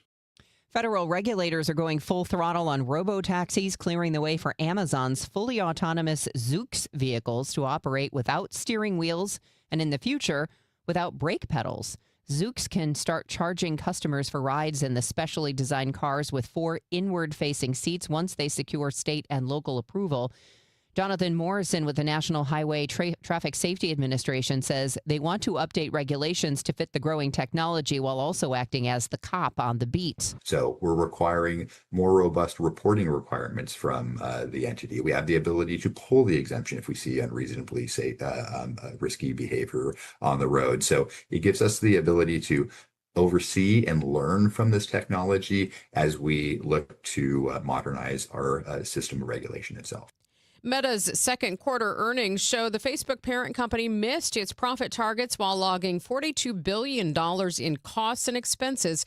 That's a 55% increase over the same time last year. Investors are now worried about if and when tech companies like Meta will see a profitable return from all that investment in artificial intelligence. ABC's Christian Cordero has more. While Meta, dropped significantly, Microsoft reported a 43% growth on things like its cloud business, beating expectations there. It also showed major growth in its AI assistant Copilot, which you've probably seen pop up on more of your browsers. It is the tale of two realities when it comes to AI specifically, and something this disruptive is undeniably, both things can be true. It is creating new growth opportunities while also impacting real people and leading to cuts in the workforce. Better late than never for a library in Australia. A book has been returned to the Kiama Public Library 150 years late. Antiquities of Athens, published in 1858, was returned last week by a man who found it while doing home renovations. It was tucked inside of a tea crate, which was bricked into a sealed fireplace. He will not be charged with the late fee, which, accounting for 150 years of inflation, would be $19,500. It will not be lent out again. Wayne Cabot, ABC News. I heard it's somebody's birthday. Birthday excitement. It's your birthday. Today's KMOX birthday shout-out sponsored by Renner Garage Door, RENNER, forward and back. Celebrity birthdays for this Friday, July 31st include entrepreneur Mark Cuban, 68 years old today. Actor Wesley Snipes is 64. NASCAR driver Kyle Larson, 34. And actor Rico Rodriguez of Modern Family, 28. Local celebrity birthdays include Fran Wersch from All Your Friends. Also, Emily Baer. Happy 29th wedding anniversary to Joe and Tammy Rademacher. Carol Hinkle is celebrating a birthday today. So is Sandy Chernuski from Your Girlfriends, and happy 8th to Bo Spring from Pops and Grandma. This is the best birthday ever. New Game Plus with Oxy makes your laundry smell incredible and fights stubborn smells, like the ones your dog Biscuit brought into your freshly made bed last night. But you washed that all away with Game, and now you're drifting asleep to the scent and sound of waves. Ah, no, that's the dog licking your ear. Biscuit. It just might be our greatest scent ever. Now with odor fighting power. New Game Plus with Oxy. I built this business the old-fashioned way. Hard work and a whole lot of spreadsheets. Yeah, about that, I upgraded us to Odoo. Odoo puts everything we need, sales, inventory, accounting, on one connected platform. No more juggling systems, no more headaches. So it all works together? Exactly. Odoo is the all-in-one business software that makes running and passing on a business easier than ever. Take your business into the next generation. Try Odoo free at odoo.com. That's ODOO.com. I'm with Mark Cantor of Cantor Injury Law. And Mark, why is it so important for you to be a local law firm? Well, being local means more than just advertising here, more than just a billboard on the highway. It means showing up here. It means supporting local events and local charities. But why is local so important? It's important because we know the law, we know the judges, we know the roads, and we understand the community. The choice of a lawyer is an important decision and should not be based solely upon advertising. You can count on Cantor. Visit CantorInjuryLaw.com. There's a saying, it takes a group of good men to build a barn, and only one to tear it down. Well, a few Jeff City politicians are at it again, tearing things down with Amendment 5 and Amendment 4. No on 5 and 4. 5 takes our money with higher sales taxes, higher taxes on gas, guns, and groceries, a sales tax hike on rent and diesel, seed and feed. 4 takes away our constitutional right to vote and go around the establishment politicians and to stop higher taxes. Takes away our safety valve, a vote of the people to stop or reverse a dumb idea like the everything tax. I'm a no. A heck no. No. No on Amendment 5. No on Amendment 4. No on both 4 and 5. Paid for by no on the everything tax. Here's Rob Roger Brand in the Overhead Door Company of St. Louis Traffic Center. Well, the rain's moving into the area, Debbie. We have a crash out west on eastbound 44. It's west of Six Flags. It's blocking the left lane as you come around the bend there. A short jam up through the area. And due to earlier problems, we still have heavy pockets eastbound 70, David Hokel Parkway, in past 64. Next update at 7:10 from the Overhead Door Company of St. Louis Traffic Center. This is Friday, July 31st. I'm Megan Lynch, and these are the stories making news. I'm Sean Malone. Could expanding the state-run portion of Medicaid save Missouri hundreds of millions of dollars? I've got that story coming up. I'm Debbie Monterey. You've probably heard of Prop U, but what about Prop L? I'm Jade Aubrey, and I'll tell you who the proposition could impact next hour. Keeping tabs on St. Louis companies, and a big one is seeing success by getting away from what it's traditionally sold. I'm Michael Calhoun with the latest. With the trade deadline just a few days away, decisions might be getting a little more clear for the Cardinals. I'm Brian Feldman. Sports in 15 minutes. This is AccuWeather meteorologist Joe Lundberg. It'll be humid today with plenty of clouds, along with a couple of showers and a thunderstorm, mainly through the morning hours, the high 83. News, talk, cards. KMOX AM St. Louis. KMOX FM Hazelwood. Always live on the free Odyssey app. ABC News, I'm Sherry Preston. American oil and gas giants reporting massive profits while the war went on. ExxonMobil reporting this morning its profits were up 105% from a year ago during the second quarter. Chevron quadrupling its profits in the same quarter.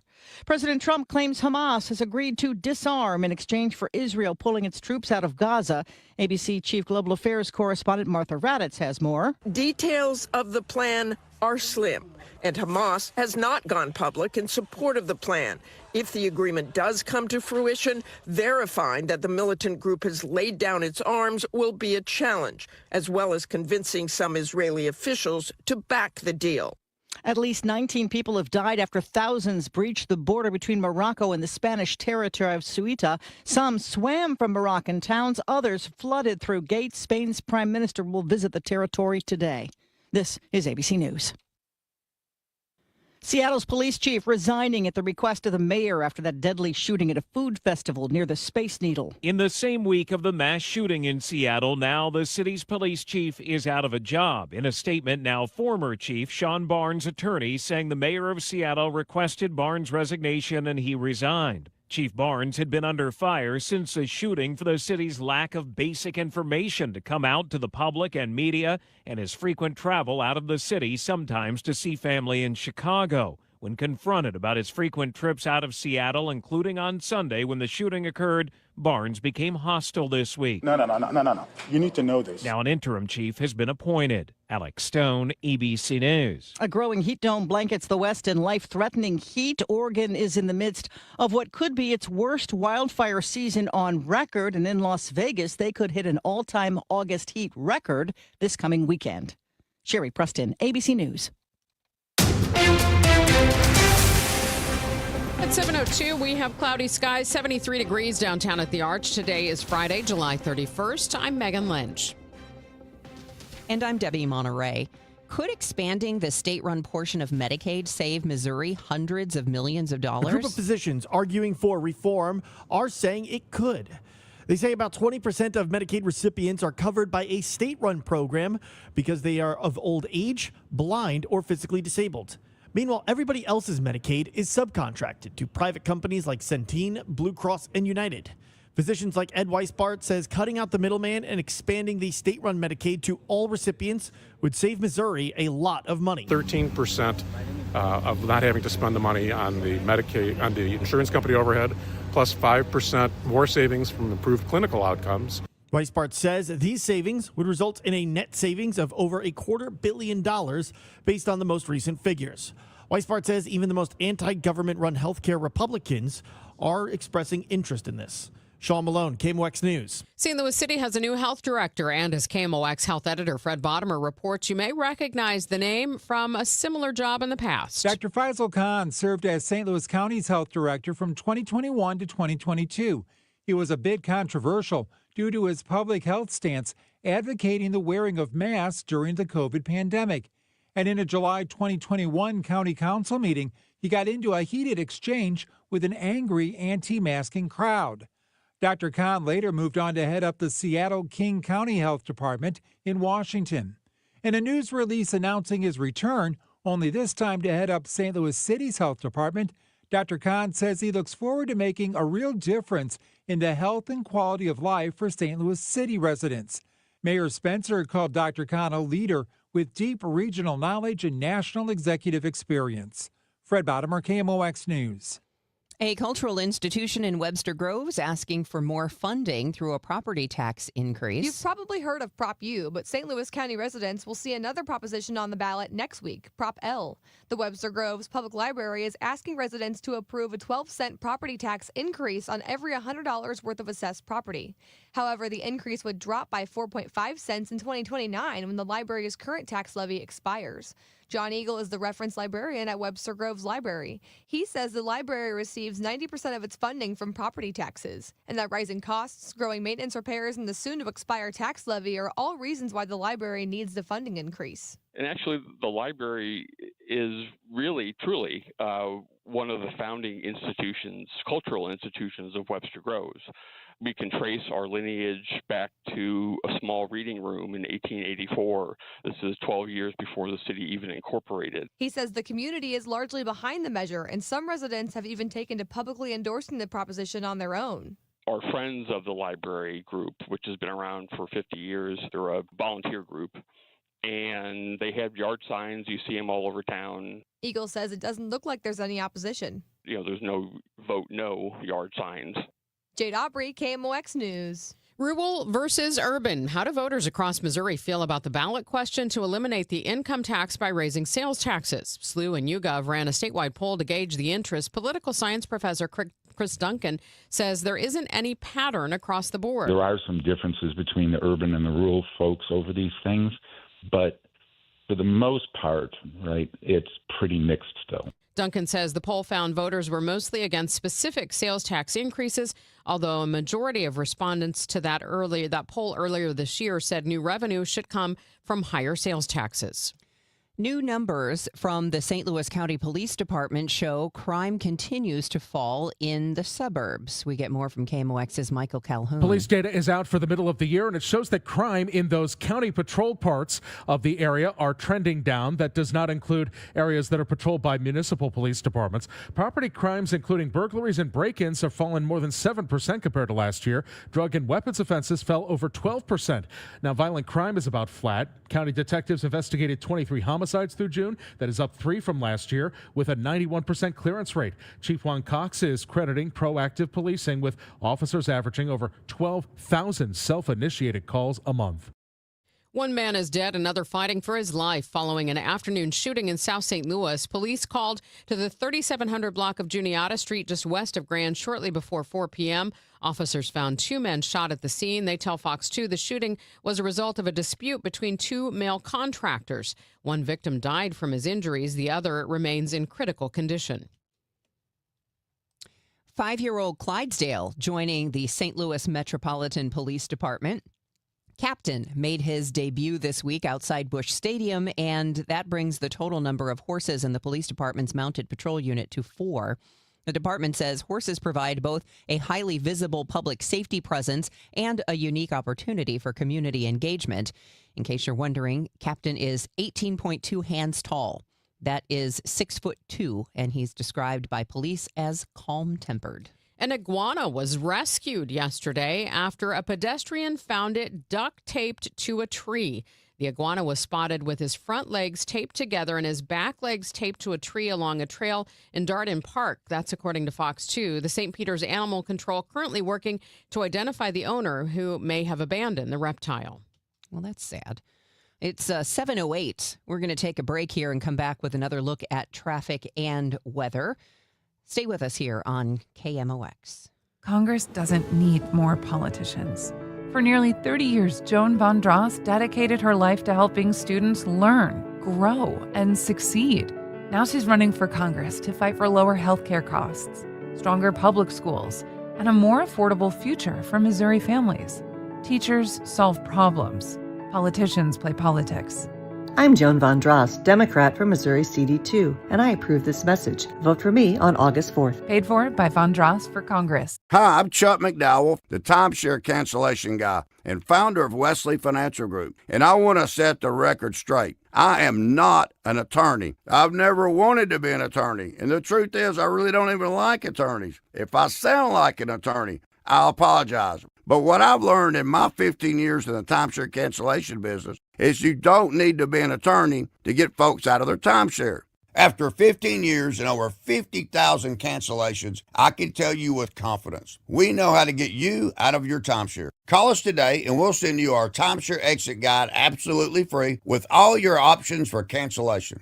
Attorneys, this was meant to be funny, so please don't sue me, especially my friend Kenneth from Black River Falls, Wisconsin. Call now for your free timeshare exit info kit. 800-838-6767. 800-838-6767. 800-838-6767. And Doug. Hot dog! Get your hot dog! Customize! Customize and save with Liberty Mutual. Hey, what are you doing? I like your method. Direct. To the point. A little loud, but... Listen, people don't buy car insurance the same way they do hot dogs. Not yet, but both are customizable. Popcorn! Get your popcorn! Hey, this is a hot dog area. And customize and save area. Get a quote at libertymutual.com or with your local agent. Liberty, liberty, liberty, liberty. This hour of Total Information AM is sponsored by Gamma Tree Experts. 7:10. Let's head back to the Overhead Door Company of St. Louis Traffic Center. Roger Brand, how do things look on the roads?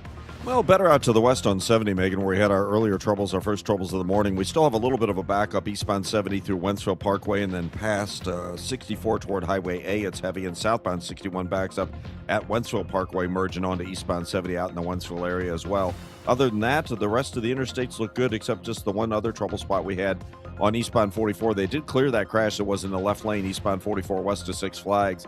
It should be on the right shoulder. It's just out of my vantage point around the bend, but there's still a bit of a jam up coming through there. A short one, but it is backed up briefly, so be prepared as you travel through there on eastbound 44. And then downtown eastbound 64, just a little heavy as you get on to 5570 eastbound. From 64 up through Exchange, it's down to one lane eastbound 5570. Again, it's just a little slow down there. I believe they said Clayton at Baxter. The signals are out, so treat that as a four-way stop. Next update at 7:20 from the Overhead Door Company of St. Louis Traffic Center. Mostly cloudy and humid today with a couple of showers and a thunderstorm rolling through. Mainly this morning, our high 83. Look for a thunderstorm or two early tonight. There can be flooding, downpours, hail, and damaging wind gusts. Then mostly cloudy and humid later tonight with the leftover shower, though 68. Mainly cloudy, breezy, and unseasonably cool tomorrow with a couple of showers, perhaps a thunderstorm, the high just 74. Some sunshine Sunday, still rather humid, the high 79. From the Saliga Heating and Cooling Weather Desk, I'm AccuWeather meteorologist Joe Lundberg on 104.1 FM KMOX. Right now in downtown St. Louis, it's not raining here yet that I can tell. It's partly cloudy and 72 degrees. Just 3 days until the trade deadline, and unfortunately, the Cardinals are not playing the way they would like to going into that. I'm Brian Feldman. We will break down last night's loss to the Cubs coming up in sports. It's now 7:12. A longtime headquarters building for Peabody Energy is for sale. The building on Memorial Drive was built in 1957. It's on the National Register of Historic Places. It will be auctioned off in St. Louis City's next land tax sale on August 11th. According to the Business Journal, the three-story building was last used by ICC, an engineering firm which bought it in 2013 after the building had been vacant for more than a decade. The appraised value is $1.7 million, but it could be purchased for the taxes owed the city, $342,000. A South City business is helping a neighbor business reopen. Steve's Hot Dogs on South Grand launching a weekend fundraiser that will give 50% of sales of their St. Louis dog to the Gelateria Rebuilding Fund. A fire shut down the Gelateria several years ago. The owners have struggled to get it back open. Recently, they learned changes to Small Business Administration loans would require them to cough up another $120,000 up front. On the flip side, a major local company, Anheuser-Busch, reporting higher second quarter revenue despite selling less beer in the United States. KMOX's Michael Calhoun has that story. Anheuser-Busch InBev says higher prices and a shift toward premium brands helped to boost global revenue to over $16.6 billion. That's an 11% jump over last year. While actual beer shipments in the U.S. dipped slightly, revenue per barrel rose. The St. Louis-based brewer saw strong volume growth from Michelob Ultra and Busch Light, while its non-alcoholic beers and Cutwater canned cocktail lines both posted double-digit gains. A major new addition heading to the Chesterfield Valley following a unanimous 7-0 vote by the Chesterfield City Council. Electric vehicle maker Rivian has the official sign-off to build a new hub at Chesterfield Commons. While the site plan required a few late landscaping tweaks to meet city codes, Councilwoman Jane Cope says the building's architecture is a massive win for the area. The design is beautiful, and Chesterfield residents, I think they're going to really love it. My subjective opinion, but it definitely will be the prettiest dealership, and it has this really big glass and a mural and so forth, and I think that goes very well with Chesterfield because we love art here. Rivian executives say they want the specific location to serve as a premier national hub for the brand as they begin rolling out their next generation of midsize SUVs. There are some big changes coming to the UFL as the league realigns its footprint. Executives confirming they are departing Birmingham and Houston as part of a long-term growth strategy. UFL's co-owner says future market selection will prioritize proper stadium sizing and strong fan support, two areas where the St. Louis Battlehawks have consistently led the league. The UFL plans to launch 2 replacement teams for 2027, followed by expansion into Oklahoma City and another market in 2028. Good morning, I'm Brian Feldman. T-minus 3 days until the trade deadline in Major League Baseball, and Chaim Bloom's decision-making might be getting more clear by the day. Cardinals back under 500 after losing 3 of 4 to the Cubs at Busch. But don't blame Andre Pallante yesterday in the series finale. He was fantastic. Andre pauses, delivers home, and that's grounded up the middle, but it's Mason Wynn covering some ground. He's got it, and he throws him out. Nice play by Mason, and another ground ball induced by Andre Pallante. 6 1/3 innings, 2 runs allowed for Dre. Just terrific. Unfortunately, his defense lets him down in the 4th. Pitch by Pallante, hoping it's a good one. The one-strike pitch hit in the air to right field, well struck. Backing up is Nootbaar at the track, and he makes the catch on the warning track. He better get the ball in. There's only one out, Lars, and he does, and it gets way in the infield, and the Cubs may score a run, and they do. Lars Nootbaar forgot how many outs there were, and it cost the Cardinals a run. That ties the game up at 1. The Cubs do add to the lead in the 7th until rookie J.J. Weatherholt makes his presence felt in the home half. Count in his favor, 2-1. The pitch is hit high and deep to right field. He got it! Yes, he did! Weatherholt has tied the game. He hits a hanging curveball into the bleachers, and we're tied at 2 here in the 7th inning. Just like Wednesday, it goes to extra innings, but once the Cubs take the lead on back-to-back doubles by Alex Bregman and Ian Happ, the Cardinals cannot come back for the second straight day. 4-2 the final at Busch. After the game, Lars Nootbaar on that air in the 4th inning. 100% take accountability on that one. Unacceptable. Obviously, being one of the veterans on this team, young team like that, it's just unacceptable from my standpoint. And just to compound it with lazy throw, just isn't right. And I told the guys that I take full responsibility for this loss. Cardinals start a 3-game series in Toronto tonight. After the game, manager Oliver Marmol announces left-handed pitching prospect Quinn Matthews will make his Major League debut this Saturday against the Blue Jays.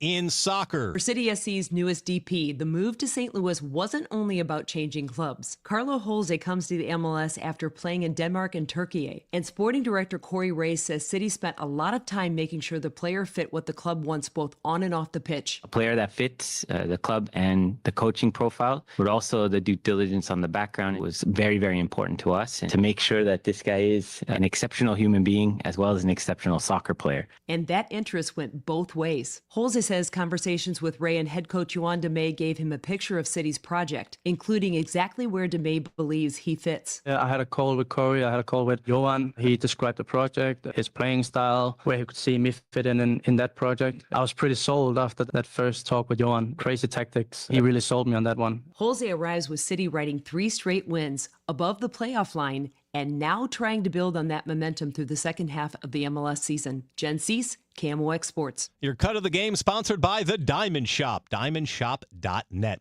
With reports at 15 and 45 past the hour, I'm Brian Feldman on your home for St. Louis Cardinals baseball, KMOX. Men, if you're suffering from erectile dysfunction or PE, you're not alone. Most importantly, you don't have to live with it. Paramount Men's Medical Center restores men's sex lives in just one visit. Their painless breakthrough treatments eliminate ED and PE, even when Viagra and Cialis don't work. Here's Dr. Simovitz, specialist in men's health. Paramount Men's Medical Center's painless breakthrough treatments eliminate ED and PE, regardless of age or medical history. 98% of patients see instant results right in the office. Men are now lasting longer than they ever imagined. And the best part, at Paramount Men's Medical Center, your consultation and first treatment are free. Qualified patients even get their testosterone checked free. Call 314-720-8444. 314-720-8444. Take control of your sex life. Call now. 314-720-8444.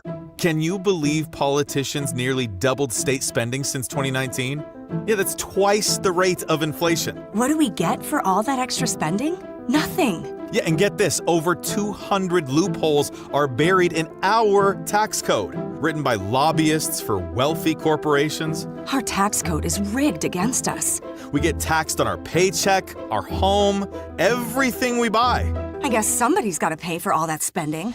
That's why we need Amendment 5. It puts politicians on a leash. Forces them to cut taxes and control spending, whether they like it or not. Amendment 5 closes the loopholes, eliminates income taxes, cuts property taxes, and gives $3,000 a year to average working families. We decide, not the politicians. Amendment 5 is the biggest tax cut in Missouri history. I'm voting yes on Amendment 5.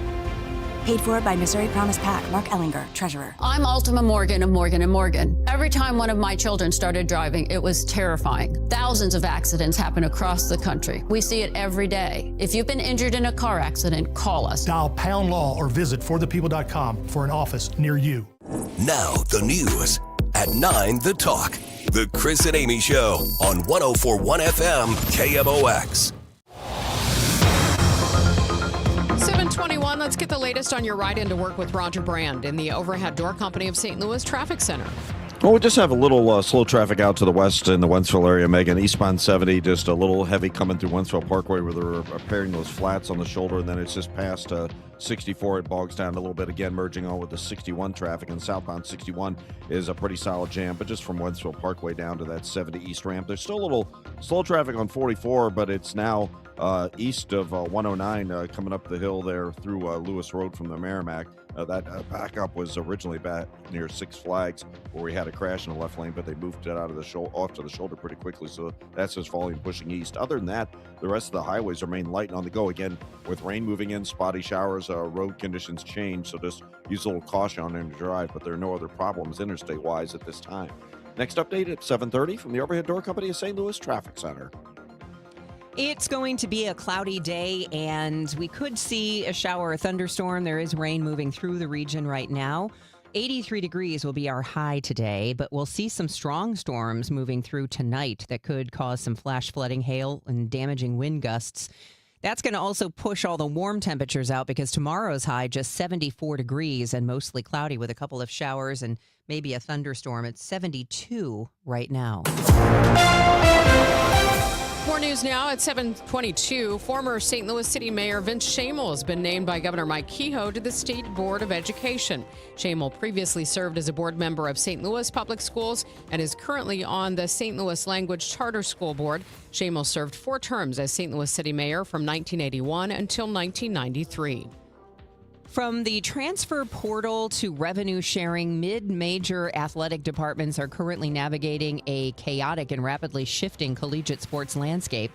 However, SIUE Athletic Director Andrew Gavin says they are finding ways to use the evolving rule book to their advantage. The university just became the first Ohio Valley Conference school to secure a corporate jersey sponsor, announcing a multi-sport uniform deal with First Community Credit Union. Yes, it's uncertain. There are things that are changing. We need to be adaptable. We need to react quickly to those changes.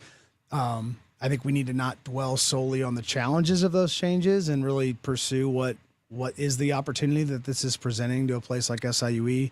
And if we do that, it doesn't all go away. It's not going away. The NCAA officially authorized the use of those on-field commercial logos earlier this year. First Community's branding will also be heavily featured during SIUE's new student convocation each August. As KMOX reported, a federal mediator has been called in to help resolve a contract dispute between Roxana teachers and their district. Thursday, teachers staged an informational picket in front of the district's administration building on the same day parents were registering their children for school. We've been at the table since January. We went over ground rules in January, and then really starting in March is when we really started coming to the table on a regular basis. When does your contract expire with the district? Our contract has already expired. That's Roxana Education Association President Kim Jones. Jones says key sticking points include the pay scale for more experienced teachers and a proposal to eliminate the current policy that allows teachers in the district to apply for vacancies before they're open to the public. In a statement sent to KMOX News, the Roxana School District says it respects the right of employees to express their views and advocate for their interests through the collective bargaining process. That statement adds the board and its administrative team are committed to bargaining in good faith. Senator Tammy Duckworth of Illinois has introduced new legislation she says is designed to establish women's right to serve in combat. Duckworth says standards would be based on the demands of the job and not on gender. Her office says the proposal is a response to Department of Defense Secretary Pete Hegseth's decision to order a study examining the effectiveness of women in combat jobs. In light of questions about the health of Senator Mitch McConnell, one Illinois member of Congress is telling her constituents about an upcoming medical leave. Here's Nancy Hardy. Congresswoman Delia Ramirez is having surgery and taking several weeks off to recover. The Chicago Democrat made the announcement in a post to social media, but declined to offer specifics other than to say it's a planned leave over the August congressional break for a time-sensitive and medically required procedure. The U.S. House has been in recess for a week and is scheduled to resume August 31st. 43-year-old Ramirez shared the news, saying she acknowledges the American people's distrust in public officials and says her offices will reopen Tuesday. Thousands of Illinois residents who lost federal SNAP benefits will get some special help from the state. The newly launched Families Receiving Emergency Support for Hunger program will provide a one-time $400 benefit per household to an estimated 100,000 people in Illinois who were deemed ineligible for SNAP as of May 1st due to the federal government expanding required work rules. The money will be distributed through link cards, which is how SNAP recipients receive funds to buy groceries. Festival goers began filling up Grant Park on day one of Lollapalooza. Carolina Garibay has more. It appears to be Battle of the Boy Bands on the first day of Lollapalooza. The contenders: 5 Seconds of Summer, 5 Seconds of Summer, 5 Seconds of Summer. Taylor Gowdy and Mia Voice from Columbus, Ohio say they were the first fans in line, lining up bright and early at 6:15 to secure the best spot for the Australian band. We want a decent spot, but we weren't anticipating being the first ones here. It just happened. They're our favorite band, and they always just put on such a great performance every time. They care so much about their fans, and they really form a connection with everyone who listens to their music. And not far behind them, Crystal Gutierrez, who traveled from New Hampshire to see Filipino boy band SB19. They're the first Filipino group to ever perform at Lollapalooza Chicago. I think I might cry because it's my first time seeing them perform live at all. And we're really proud of them, so we're here to see the history being the making. Carolina Garibay. It is now 7:27. The time check is sponsored by Jerry Kelly Heating, Air Conditioning, Electrical, and Plumbing. It's time for a $98 AC tune-up. JerryKelly.com. Breaking news. Missouri will vote on Amendment 4 this August. Right now, a ballot measure passes in Missouri if it gets a majority of votes statewide. Amendment 4 would permanently end that. If Amendment 4 passes, it would rewrite the Missouri Constitution. So instead of using the total statewide vote to decide if something is approved, a measure would need to win a majority of votes separately in each of Missouri's 8 congressional districts in order to pass. So one district could veto the will of most Missourians. That means with Amendment 4, just 5% of voters could overrule what the majority of Missouri citizens want. Opponents of Amendment 4 say it undermines the sacred principle of one person, one vote, and takes away the people's power, giving it to politicians and special interests instead. Protect Majority Rule. Vote no on Amendment 4. Paid for by Protect Majority Rule Missouri. Mike Pridmore, Treasurer. I'm Bill Eigel. I'm a no on data centers. Last year, when a new hyperscale data center was up for a vote in St. Charles City, I'm the only candidate for county executive who stood with you in opposition. Meanwhile, Steve Ellman was writing op-eds in support of data centers. In fact, he spent $400,000 of your taxpayer money to identify 6 locations just for data centers in St. Charles County.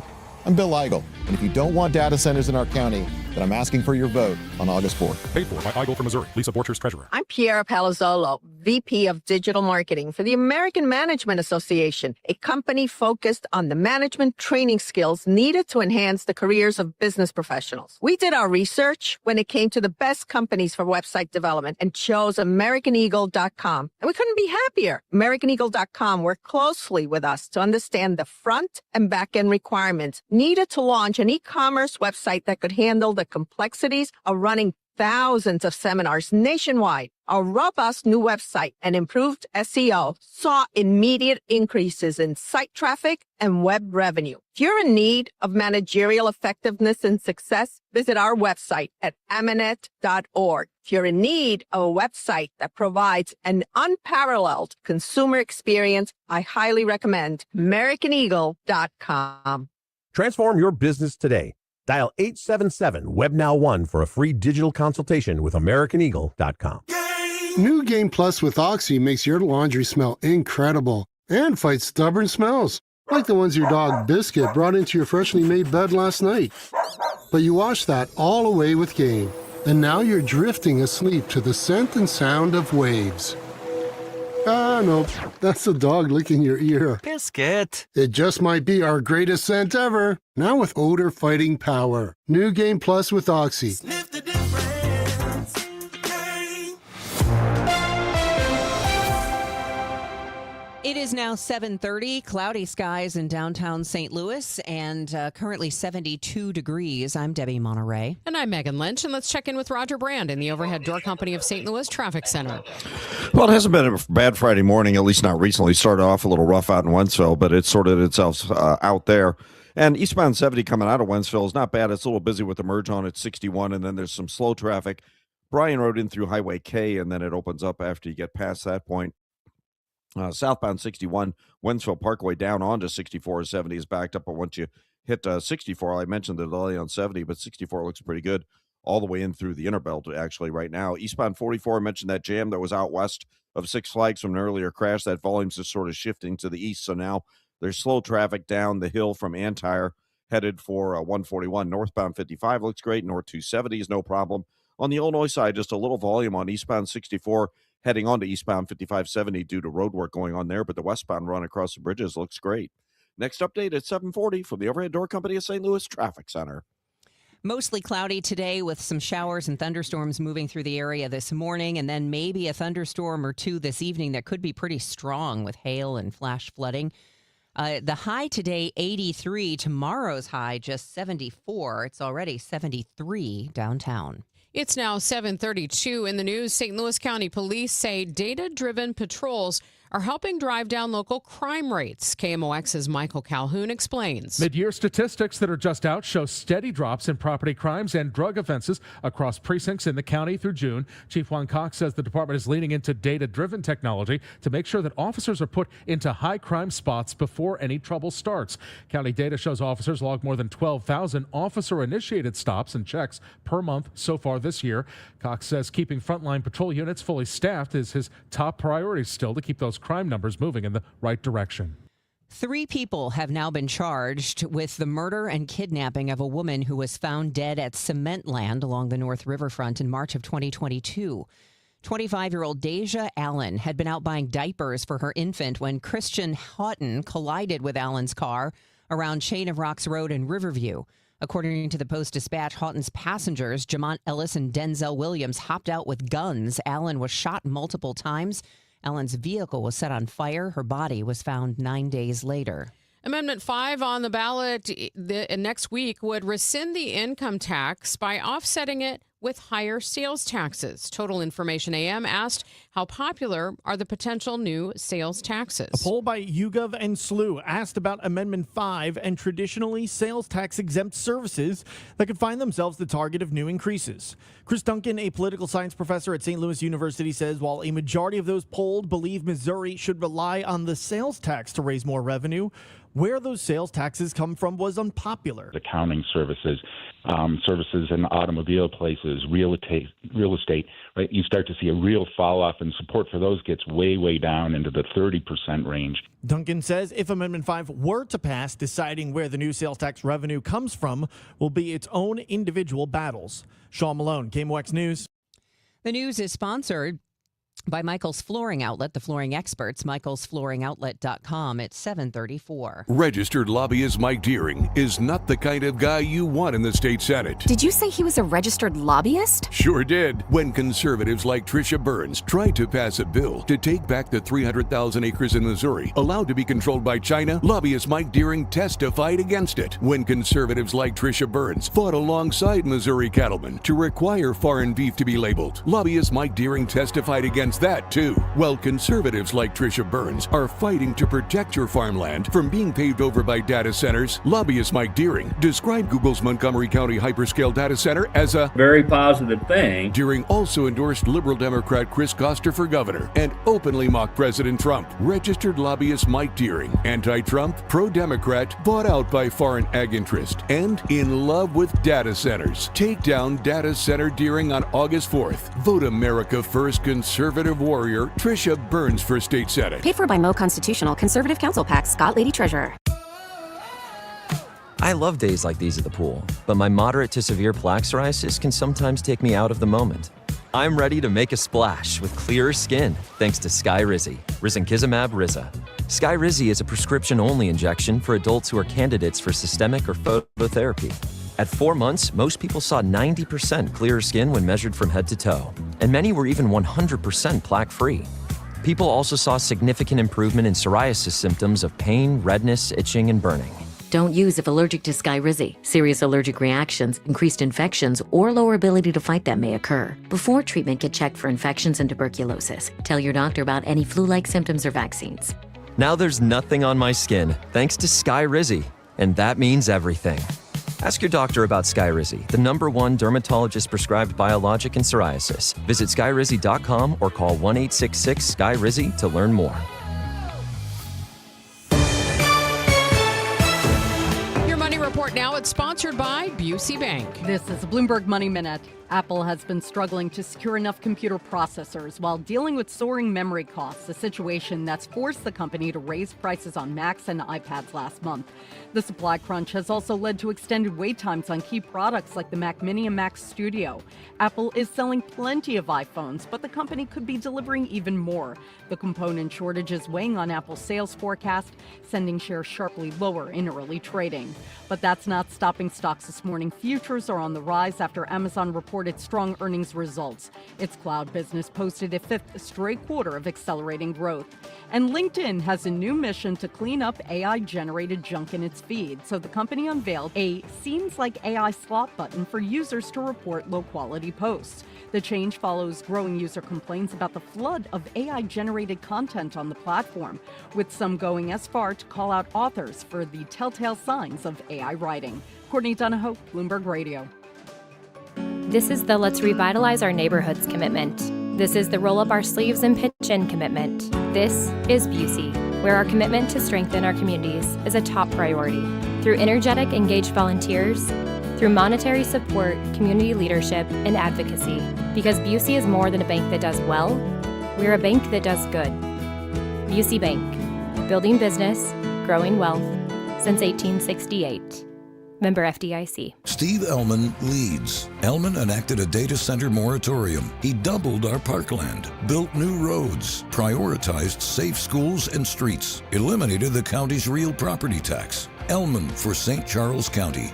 Bill Eigel misleads. Eigel talks but didn't pay his property taxes, but voted to give tax credits to the company behind the St. Charles Data Center, and was rebuked by Trump's lawyer for scamming donors. Paid for by the committee to elect Steve Ellman, Michael Summer Jr., treasurer. Wouldn't it be great if life came with a remote control? You know, you could hit pause when you needed to, or hit rewind. Like that time you knocked down that wasp's nest. Uh-oh. Or that time you forgot to roll up your windows in the car wash. Fantastic. Yeah, a remote control would have come in handy then. Well, life doesn't always give you time to change the outcome, but prediabetes does. With early diagnosis and a few healthy changes like managing your weight, getting active, stopping smoking, and eating healthier, you can stop prediabetes before it leads to type 2 diabetes. It's easy to learn your risk. Take the 1-minute test today at doihaveprediabetes.org. Life doesn't come with a remote control. So you're on your own with the wasps. You have the power to take control of prediabetes. Visit doihaveprediabetes.org today. That's doihaveprediabetes.org. Brought to you by the Ad Council and its Prediabetes Awareness Partners. Hey guys, this is Kevin Wheeler. If you're looking for a little kick in the pants when it comes to dropping a little weight, getting better shape, getting more into the gym, think about Burn Balance Complex, which you can pick up at Supplement Superstores. I've been using it since it came out. It's fantastic. You notice right away the difference. Look, we all have busy schedules. I do and you do. You know, we all have problems sometimes with controlling our eating patterns and staying on a plan. Well, Burn Balance Complex makes that so much easier. It's not magic, but it definitely helps make it easier. It is a complete metabolism system. It's not just a fat burner. So what you're talking about is a natural weight loss option. So if you're a person that doesn't want to go get a prescription, you're not into injections, this is a great choice for you. In addition to the metabolism boost, you get to lower stress and cortisol levels, get better sleep. It can help control appetite and cravings, all-day focused energy with no jitters, no crash at the end of the day. If you want the help, and look, we all need it, I know I do, go to Supplement Superstores, tell them your story, mention Kevin Wheeler, and they'll knock 30% off the Burn Balance Complex. You can find your location at supplementsuperstores.com. Get inside your Redbirds in the 2026 season every Tuesday at noon. It's All Access with Cardinals manager Ollie Marmol on your voice of the Cardinals, KMOX.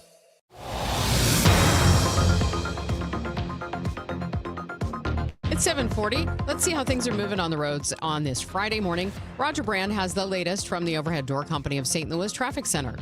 Most folks are doing pretty well so far, Megan. This traffic reports the service of the Sandberg Phoenix Law Firm. The biggest delays we have are slow going on eastbound 44 from Antire all the way up through about Miraz, east of Bowles there. It's just very busy, rain showers and volume from an earlier wreck out west is sort of pushing to the east right now. If you're on northbound 270, there's a little slowdown north of 44. A minor crash pretty much to the right shoulder, south 270 at 44. North 270 is a little slow right through Olive. Eastbound 70, a little delay at Wensville Parkway, and then it's slow from K through TR Hughes midway into 79. They were reporting a crash westbound 70 near Mid Rivers. I don't see anything so far. Southbound 61 slow from Wensville Parkway down to eastbound 70. And on the Illinois side, eastbound 64, a short backup approaching 5570 due to road work. Next update is 750 from the Overhead Door Company of St. Louis Traffic Center. At Sandberg Phoenix, we're more than just a law firm. We're partners committed to you, your business, and your community. From family law to litigation, we're ready to serve. Visit sandbergphoenix.com. The choice of a lawyer is an important decision and should not be based solely on advertising. 7:42. Let's get a check right now on the weather from our AccuWeather meteorologist, Joe Lundberg. And I know, Joe, that you've said that there is rain moving our way. I don't see it downtown quite yet, though. No, it's probably in the next 20 to 30 minutes. It's in the Fenton area right now. St. Charles is seeing some rain. And there's just more of these where it came from. Another batch of showers and thunderstorms just coming through the Wentzville area, and it's just piled up most of the way across the state. It's dried out in Kansas City, but again, this is all shifting eastward. There's going to be some downpours and poor visibility, certainly through the morning and midday hours, before just a shower or thunderstorm in the area this afternoon. I don't think any of this is going to be severe during the daylight hours. Our high temperature will get to 83. Could be some severe stuff early tonight as a couple of thunderstorms come on through. Gusty winds, downpours, maybe some hail. Then late tonight, a couple of leftover showers. By morning, we're in the upper 60s. For tomorrow, we'll call it cool for this time of the year. We're not getting out of the 70s. Overcast skies, gusty breezes, a couple of showers, maybe a thunderstorm. Our high 74. Warms to 79 with some sun returning on Sunday. And pretty good weather early next week. Partly sunny Monday, high 81. The warmth builds Tuesday with sunshine into mid-80s. Right now, it's 75 at St. Peter's, Florissant 76 and mostly cloudy. Rain imminent downtown at the Arch. From the Saliga Heating and Cooling Weather Desk, I'm AccuWeather meteorologist Joe Lundberg on 104.1 FM KMOX. Just 3 days until the trade deadline, and the decision-making process might be getting a little bit easier for the Cardinals. I'm Brian Feldman. Sports coming up in 2 minutes. It's 7:43. There could be a major deal in Gaza. Details from ABC News Chief Global Affairs anchor Martha Raddatz. President Trump announcing U.S. negotiators have reached a deal with Hamas to lay down its weapons and relinquish its control over Gaza. U.S. officials who briefed reporters late last night say Hamas has agreed to disarm and transfer power in Gaza, as long as Israel withdraws from the Strip. The proposed move, part of a peace deal announced by President Trump and his newly formed Board of Peace. So far, there are few details about the plan. Neither Hamas nor Israel have commented. According to the Defense Department, records reviewed by ABC News, traumatic brain injuries have emerged as the leading wound that troops have suffered in the first 5 months of this war in Iraq. The records were first reported on by Warhorse. According to the Defense Department, 653 U.S. troops have been wounded since this conflict began. Most hurt are Army soldiers. The overwhelming majority have TBIs or traumatic brain injuries. Alita Chambers, adjutant and treasurer of Disabled American Veterans in Fayetteville, North Carolina, says those injuries can follow veterans long after they leave the battlefield. The Air Force veteran helps returning soldiers get the care they need at home. It's very painful to watch the veterans actually going through these issues and trying to heal, and then they also have to fight for their benefits through a different window. So that's why we're here to advocate and support for them. It is 7:45. Good morning, I'm Brian Feldman. With the trade deadline just a few days away, each Cardinals loss might be making the decisions a little bit easier for Chaim Bloom. The Cards fall again yesterday to the Cubs 4-2 in 10 innings, dropping back under 500 to 54-55 on the season. And this loss seemed preventable from the start. Andre Pallante pitching amazing. He's got the Cubs shut down for the first 3 innings. Cardinals up 1 in the 4th when Ian Happ steps to the plate with a runner on second. Pitch by Pallante, hoping it's a good one. The one-strike pitch hit in the air to right field, well struck. Backing up is Nootbaar at the track, and he makes the catch on the warning track. He better get the ball in. There's only one out, Lars, and he does, and it gets way in the infield, and the Cubs may score a run, and they do. Lars Nootbaar forgot how many outs there were, and it cost the Cardinals a run. That ties the game up at 1. The Cubs add to the lead in the top of the 7th until rookie J.J. Weatherholt makes his presence felt in the home half. Count in his favor, 2-1. The pitch is hit high and deep to right field. He got it! Yes, he did! Weatherholt has tied the game. He hits a hanging curveball into the bleachers. And we're tied at 2 here in the 7th inning. The Cardinals threaten in the 9th, but cannot push one across. So to extra innings we go again. Except this time, no late-game heroics coming. The Cubs take the lead, and that is it. The 2-2 delivery is a hit towards the right field line, and it's fair. It's going down the line, and Bregman's headed to second base. The throw from Nootbaar is not in time, and the Cubs have taken the lead here in the 10th inning on the hit by Bregman the other way. 4-2 the final at Busch. The Cards now 3 games out of the final wild card spot in the National League, but more importantly, behind 5 teams. They start a 3-game series in Toronto tonight. After the game, manager Oliver Marmol announces left-handed pitching prospect Quinn Matthews will make his major league debut this Saturday against the Blue Jays. The trade deadline Monday, and while action around the league's been pretty slow, it could be starting to pick up. The Mets reportedly sending left-handed pitcher A.J. Minter to the Twins for a couple minor leaguers. New York expected to make several moves before the deadline after what's been a very disappointing first few months of the season for the Mets. In soccer, St. Louis City SC is adding another major piece to its attack, and sporting director Corey Ray says the club knew exactly what it was looking for. 27-year-old Danish midfielder Carlo Holze comes from Turkish side Samsunspor as a new designated player for a City team that's won 3 straight since the World Cup break and is currently above the playoff line. Ray says the scouting went well beyond goals and assists. Some of the off-the-ball movements, he's selfless in his ability to recognize and time his runs in behind, his willingness to also drop in and provide overloads in certain areas as well. Fans should also be quite interested to see what he does off the ball. And Holze says he welcomes the challenge of big expectations for a player acquired through a club record $6 million transfer fee. That's the kind of player I want to be. I want to have a big impact on the team. Defensively, offensively, I would describe myself as a two-way player. I don't see that as a problem. I see it as a nice goal. Holze joins fellow newcomer Alexandro Matan as part of a strengthened City attack for the last half of the MLS season. Jen Cease, KMOX Sports. With reports at 15 and 45 past the hour, I'm Brian Feldman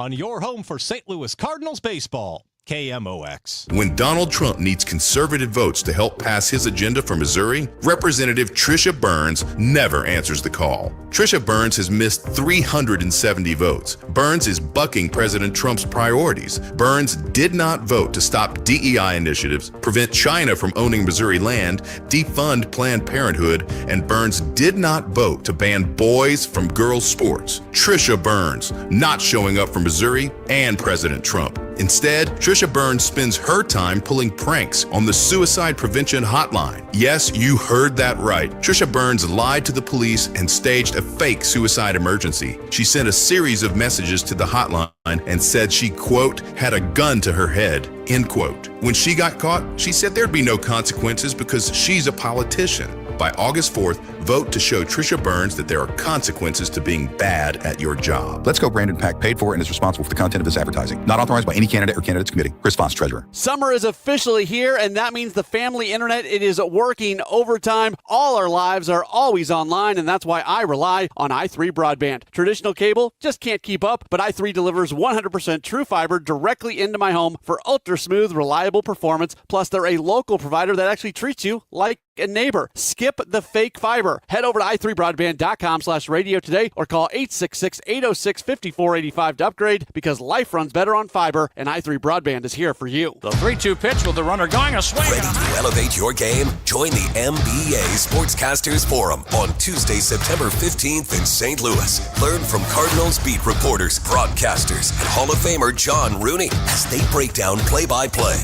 reporting, interviewing, and covering the game.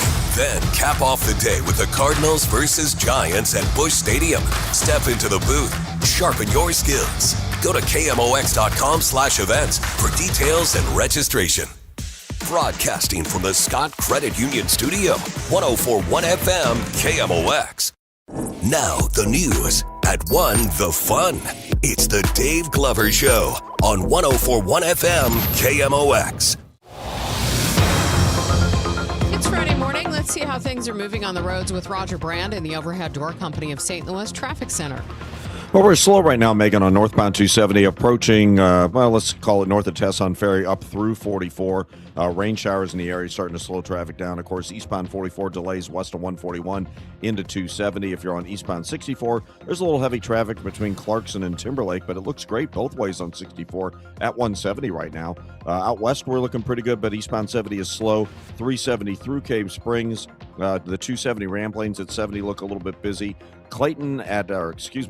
Manchester at Baxter. Signals are out. Manchester police say it was a transformer fire. They have stop signs up at the intersection Manchester at Baxter, so there's just short jams east and westbound Manchester at that point. And on the Illinois side, the only backup is eastbound 64 backed up from 3rd Street on the 5570 through Exchange because it's down to one lane for road work there. Next update at 7:58 from the Overhead Door Company of St. Louis Traffic Center. Today is going to just be a cloudy day. We could see, we'll see. You're probably seeing it already, depending on where you are. Some showers or even a storm moving through this morning. Then the rest of the day, just mostly cloudy, around 83. Tonight, we could see a couple of strong thunderstorms moving through with some flash flooding, hail, and damaging wind gusts. And by tomorrow, Mostly cloudy with a high of just 74 degrees. We are almost there now because it's 73 downtown. The news continues at 7:52. Now we know who will be succeeding longtime newsman Mike Bush as lead evening anchor at KSTK Channel 5. Good morning. I'm Mike Bush in the News Channel 5 newsroom. Breaking news at this hour. News Channel 5 has learned... Station officials announced veteran broadcaster Steve Savard will step into the anchor position on August 13th, succeeding Bush, who's retiring after 41 years at the station. Bush and Savard both used to be sports directors before moving to news. Savard, a Parkway North graduate and 6-time Emmy winner, previously spent 27 years at KMOV and served for 16 years as the radio voice of the St. Louis Rams. He'll co-anchor KSDK's 5, 6, and 10 broadcasts. If you ever get to see a World War II movie called Fortitude, it will have made a very unusual journey to the screen. That's because the producers of the film are now suing Netflix after a hard drive copy was stolen from the streamer's offices in Southern California. That copy, known as a DCP or digital cinema package. Larry Perrell got more on the lawsuit from legal analyst and entertainment attorney Jonathan Handel. The producer apparently delivered an unencrypted copy of the film on a hard disk, an unencrypted DCP. DCPs should always be encrypted, should never leave a facility without encryption when you've got a completed film on them. There's fault on both sides here. There certainly is fault on the producer side for letting an unencrypted copy of this movie leave a secure facility. Netflix sounds like it was negligent in leaving a hard disk on an office desk where it and other hard disks apparently were stolen. But the producers are suing for $105 million, and they say that they derived that figure by assuming that the picture would break even because there's been strong interest, and therefore the movie would have to do 2.5 times its budget, and it would recoup because there's strong interest. Well, according to page 6, the worldwide rights for this movie still remain available.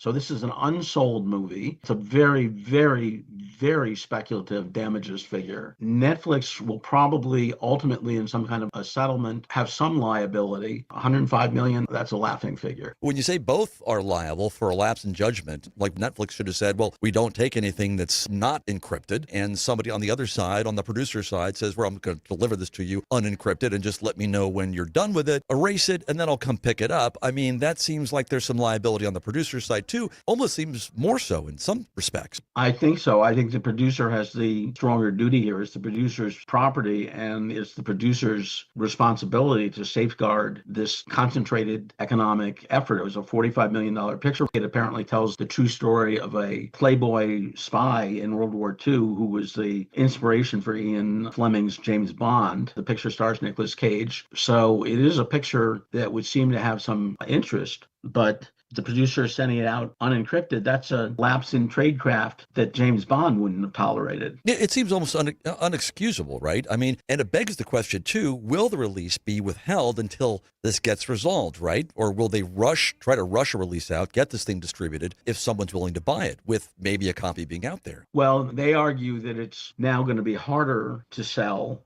because any distributor would have to be notified, and at this point, of course, would know from the press reports that potentially there's a copy out there. Netflix, pointing to the fact that other hard drives were stolen that apparently had nothing on them, they were Netflix drives, says they think it's more likely that the thief was just stealing these hard drives for the value of the metal, for cash, not for the value of the movies on them. Hollywood legal analyst Jonathan Handel. If you're in the mood for some summer fun this weekend, the Super Fair opens tonight at Worldwide Technology Raceway, and it runs through August 9th. A super fair includes rides, games, classic fair food, and a circus. The fair opens at 5 on weekdays and 3 p.m. on weekends. It's now 7:56. We'll check traffic in 2 minutes. Hi, I'm Chuck McDowell, the timeshare cancellation guy and founder of Wesley Financial Group. And I want to set the record straight. I am not an attorney. I've never wanted to be an attorney. And the truth is, I really don't even like attorneys. If I sound like an attorney, I'll apologize. But what I've learned in my 15 years in the timeshare cancellation business is you don't need to be an attorney to get folks out of their timeshare. After 15 years and over 50,000 cancellations, I can tell you with confidence, we know how to get you out of your timeshare. Call us today and we'll send you our timeshare exit guide absolutely free with all your options for cancellation.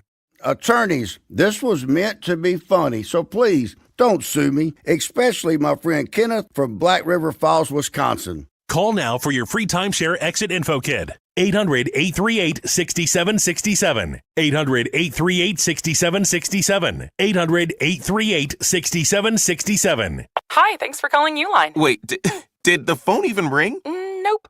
Okay, so you answered before the ring. But now you're going to put me on hold, right? We don't do that here. We're real people answering the phone, ready to help with your order when you are. Uline has thousands of quality products for your business and warehouse needs, always in stock, ready to ship same day, and backed by Uline's legendary 24/7 customer service.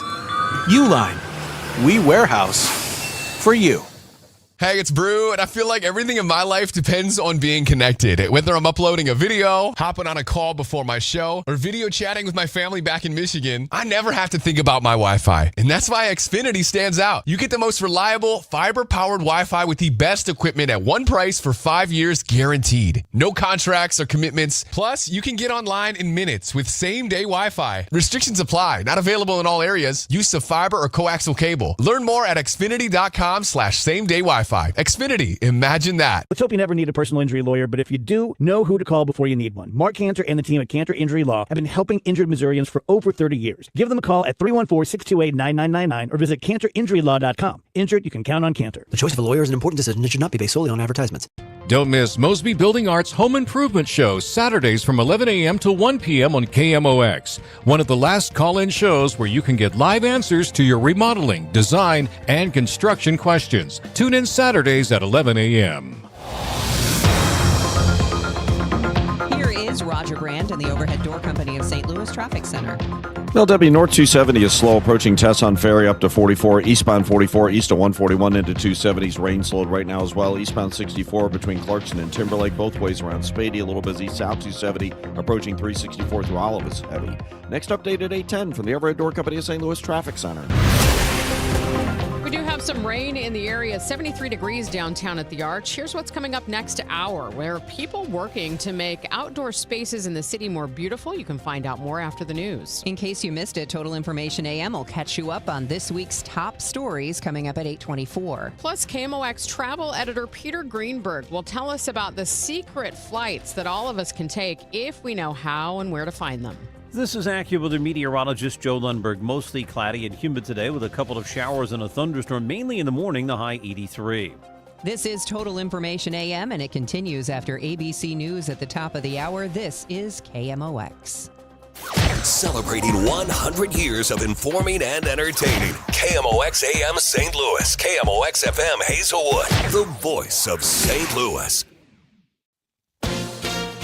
ABC News, I'm Sherry Preston. More fighting in the Middle East. Here's ABC Chief Global Affairs Correspondent Martha Raddatz. It is escalating and spreading throughout the region with no clear strategy of how this ends. A drone strike in Egypt, Kuwait, Saudi, and the Houthis now in a showdown again. And these continued strikes on Iran and threats of larger ones have so far had little effect on the Iranians. Escalating along with the fighting, oil company profits. Chevron and Exxon both reporting huge numbers from April through June. Exxon's profits doubled in the second quarter. Chevron's nearly quadrupled.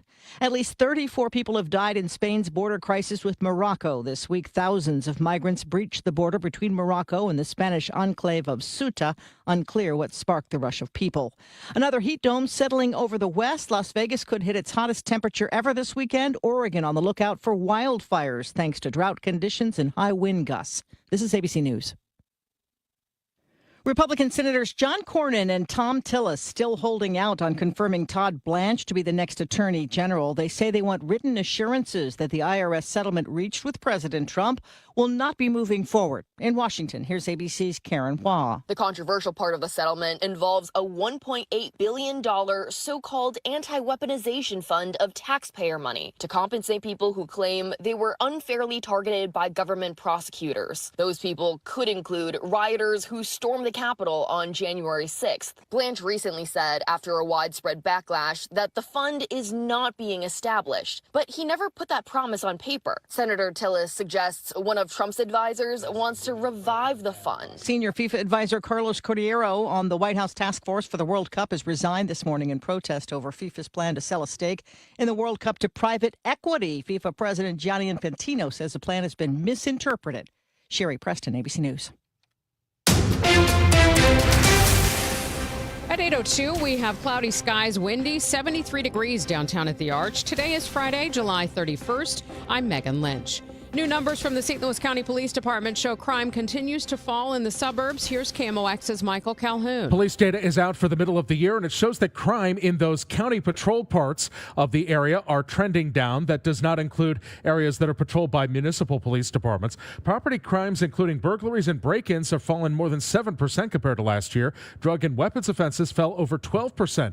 Now, violent crime is about flat. County detectives investigated 23 homicides through June. That is up 3 from last year, with a 91% clearance rate. Chief Juan Cox is crediting proactive policing, with officers averaging over 12,000 self-initiated calls a month. 2 contractors who'd been renovating a home in Tower Grove Heights pulled guns on each other yesterday. One is dead, the other in critical condition.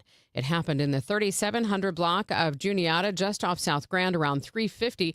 The identities of the 2 men have not been released. Police are still trying to figure out what started the dispute.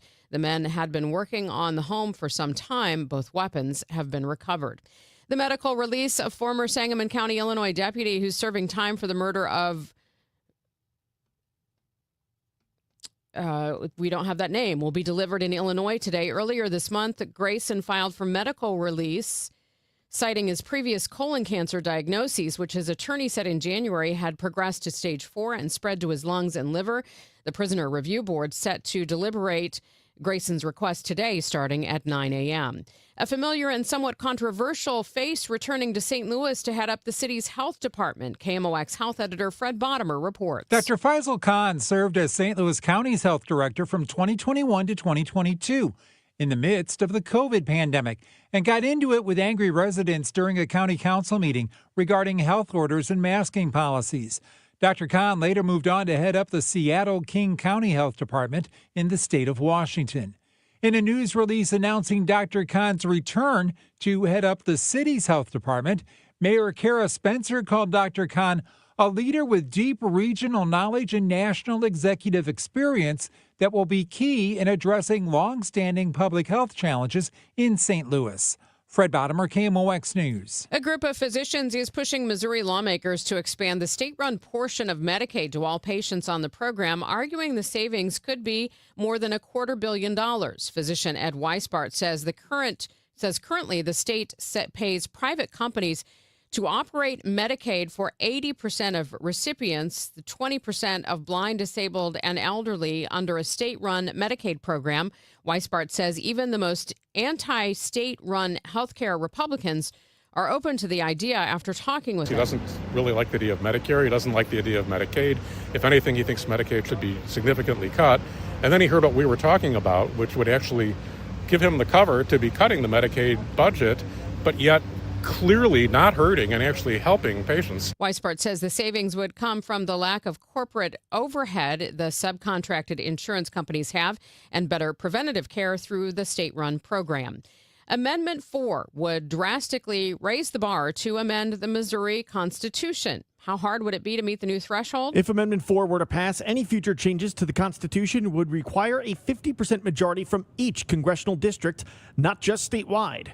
Chris Duncan, political science professor at St. Louis University, says this could essentially give veto power to any one district. This would give effectively, the opportunity for one district to trump the will of the 7 other districts in some, sort of very skewed kind of race. Duncan says this takes a strong democratic process and makes it very hard for citizen initiative to pass. Sean Malone, KMOX News. You've probably heard of Prop U, but what about Prop L? St. Louis County residents will see a Proposition L on their ballots next week. The measure is championed by Webster Groves Public Library and is seeking approval for a 12-cent increase for the library's property tax levy, meaning residents' property taxes would go up. The library's current tax levy was approved in 2009 and is set to expire in 2029. That would take effect for 2026, 2027, and 2028. And then when that 2009 levy drops off, then really the increase over today would be about 8.5 cents. And that's 8.5 cents or 12 cents per $100 of valuation. That's John Eagle, Webster Grove's reference librarian. He says the funding increase is necessary for a few reasons, mainly because the library operates like a school and is its own taxing district, meaning 90% of its funding comes from local property taxes. He adds that the proposition is on the ballot this year because when the current levy expires in 2029, the library's funding would match or be below its operational costs. We're doing this now. We're planning ahead so that we're not in that position. Jade Aubrey, KMOX News. Coming up on Total Information AM, we're going to have, in case you missed it, we're going to tell you about some outdoor beautification efforts going on in the region. Plus, we're going to tell you about some secret air flights you can take with travel editor Peter Greenberg. That's all ahead in the next half hour of Total Information AM. First, though, we're going to get a check of the roads and the weather. That's in 2 minutes. It's now 8:08. Can you believe politicians nearly doubled state spending since 2019? Yeah, that's twice the rate of inflation. What do we get for all that extra spending? Nothing. Yeah, and get this, over 200 loopholes are buried in our tax code, written by lobbyists for wealthy corporations. Our tax code is rigged against us. We get taxed on our paycheck, our home, everything we buy. I guess somebody's got to pay for all that spending. That's why we need Amendment 5. It puts politicians on a leash. Forces them to cut taxes and control spending, whether they like it or not. Amendment 5 closes the loopholes, eliminates income taxes, cuts property taxes, and gives $3,000 a year to average working families. We decide, not the politicians. Amendment 5 is the biggest tax cut in Missouri history. I'm voting yes on Amendment 5. Paid for by Missouri Promise PAC. Mark Ellinger, Treasurer.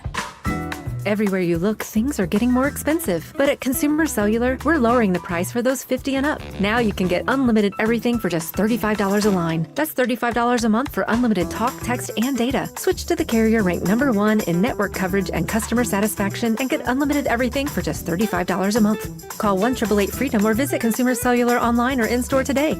Price includes $5 credit for auto pay and e-billing. Taxes and fees apply. Data speeds reduced after 35 gigabytes. Rankings done by 2025 ACSI survey. Are you having trouble hearing? Hearing loss can devastate the quality of your life. Now, there's an affordable fix for you or your loved one. Rated the best hearing aids of 2026 by Forbes Health, Audion Hearing has the highest quality hearing aids at the lowest prices, starting at just $98 a pair. I actually like them better than my old $5,000 hearing aid. I could not believe how my hearing and life changed. Join over 1 million happy customers by going to audionhearing.com. That's AUDIEN hearing.com.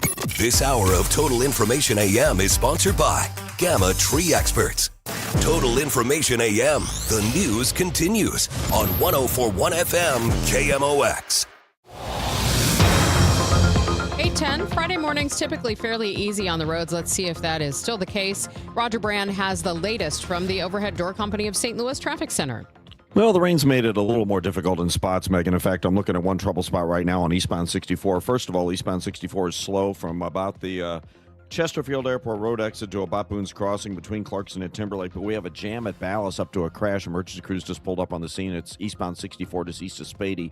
Right lane's blocked. The 3 left lanes are open at that point. Westbound 64 is just a little slow. Clayton Skinker out through like Bellevue. Eastbound 44 better, but Bowles to the Merrimack still busy.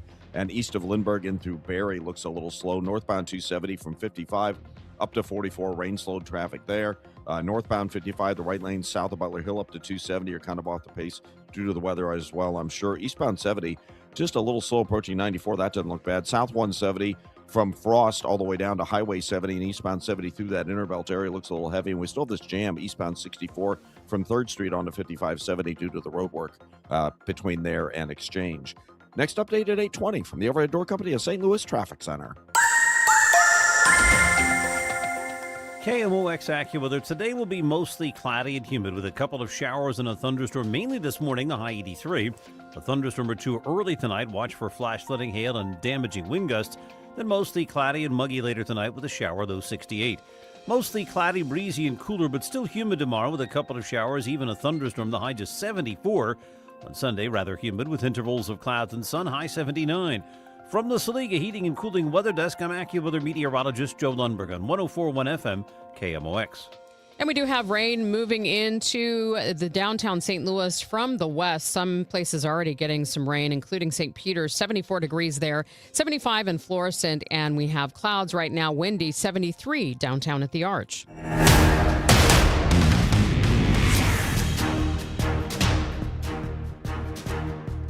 You're listening to Total Information AM here on KMOX. I'm Megan Lynch, and here's Debbie Monterey. Well, you know that I love beautification projects, especially in the city, and that usually starts with cleaning things up. We've done a lot of litter-related pickups, and we're proud of that. But, you know, it also means plants and a lot of greenery. So let's talk about the Outdoor Leadership Corps, because a lot of that beautiful greenery may be because of the OLC. Joining us right now is Josh Ward with Great Rivers Greenway. Welcome. Thank you. And Fletcher with the Missouri Botanical Garden. Thank you so much for having me. All right, who wants to start off by explaining what the Outdoor Leadership Corps is? I can take that. Okay. So the Outdoor Leadership Corps is a paid green education and workforce development program provided by Missouri Botanical Garden in partnership and funded by Great Rivers Greenway. So we have a crew of 5 participants that go out 2 cohorts a year in spring and fall, and they're performing ecological restoration along our greenways, gaining hands-on conservation experience, leadership training, and opportunities to connect with partners and potential employers along the way as they're working on these restoration projects along the greenways.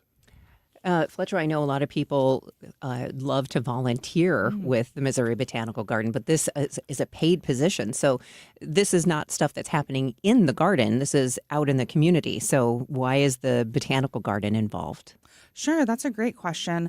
Well, we have another sister program of Outdoor Leadership Corps called Outdoor Youth Corps, which is for youth ages 16 to 20, and that just had its 10-year anniversary last year. And we saw an opportunity with Great Rivers Greenway to provide extra opportunities for them to continue to gain workforce experience in conservation. And then we also wanted to fill a need within the community in partnership with Great Rivers Greenway as well. They really needed more help along the greenways, and we really wanted to invest in the community, invest in those projects. What are some of the things people may have seen that the OLC has worked on? We've had them working on a variety of projects over the years. They do focus a lot on invasive species control, which is one of the biggest challenges we have as far as natural resource management within our communities. Bush honeysuckle is a big problem. That's an invasive species that we're dealing with often. So they have worked in a lot of woodland areas, clearing honeysuckle, opening it up, making it a better habitat for wildlife, and just a more enjoyable experience for people along the trails. They have planted a pollinator garden at North Riverfront Park. They have helped us lead volunteer tree planting events in partnership with Forest Relief of Missouri, maintained a lot of those tree plantings that they've helped establish. They're kind of all over the place. Yeah, I really think the big noticeable things will be at the entrances of some of the greenways. So, for example, St. Vincent's Greenway, as you enter in that area, it has just been completely cleared, and you can see into the forest. You can see the creek now. Same with, what's the one with the cave? Cliff Cave. Cliff Cave was a major project. That was also in partnership with another workforce development program, AmeriCorps St. Louis, that Great Rivers Greenway also supports. So we work in tandem with them to get kind of these bigger projects going as well. So really it's the entrance of a lot of places that you're going to see, and then we're working our way slowly down those trails to continue clearing out honeysuckle and invasive species. So when we say conservation, what are we talking about exactly? I would say the majority of that is natural area restoration or reconstructions. So, you know, a lot of the woodlands will work to restore those to more of their natural state. But there are some areas where we're just establishing prairie vegetation where prairies didn't typically exist, but they're still providing benefit where we're placing them along greenways and in our community green spaces and parks. A lot of this community conservation, we like to call it community conservation. A lot of that work is not only about, you know, creating these nice ecological areas and having that environmental benefit, but it's also about people. So providing opportunity for people to get out and connect with nature close to home and get all the benefits that go along with that. And then there's just all the ecosystem services that these kind of landscapes provide our communities. They're helping provide cleaner air, cleaner water, mitigating heat impacts, managing stormwater. So there's a lot of things that tie into conservation, especially within the community context. I imagine when there's this brand new project and you have this new trail open and it's fantastic, it still needs that finishing touch. It still needs some flowers and some plantings to just really make it look complete. For me, a great word to use there is maintenance. And that really goes hand in hand with a big theme of what we're doing here, but also at the garden. This program falls under the sustainability division, and we really, really pride ourselves on maintenance. So coming back to a site and making sure, I love that Great Rivers Greenway has the intentionality of us not just going to a site once, but we're continuing to go back to make sure that we've finished our project. So maybe we're removing the honeysuckle, we're coming back and we're checking the next season. The next season we might seed, and then from there we might just alter our plans depending on how the project is doing. So maintenance is really important, and adding in those flowers is also something that we could do. How long are people part of the Outdoor Leadership Corps? Is it a short-term thing, and then you have new groups of people, and how do people get involved? Sure. Great question. So we, like Josh mentioned earlier, we do have 2 seasons a year, 2 cohorts. One is from January to April, and the other one is from September to December. And they work part-time temporary. So that means they work Tuesday through Thursday from 8 to 3:30. And then they can come, restoration assistants are our crew members. They can come back for 2 seasons. And then we have an opportunity for another career pathway for them to become an assistant crew leader. So they can come back and apply for a 3rd season and be an assistant crew leader as well. If they weren't doing this work, would there be somebody else doing it, or would it just be something that gets overgrown? I would say both. I mean, they're Great Rivers Greenway, we have a 3-county region. We've built so far 140 miles of trail, and that's building, every year. So the maintenance needs and the stewardship needs are never ending. So they are definitely helping us fill a gap in some of our maintenance and stewardship needs. But we also have several other programs that are helping us to manage these natural areas. We do work with a contractor at several different sites in our 3-county region.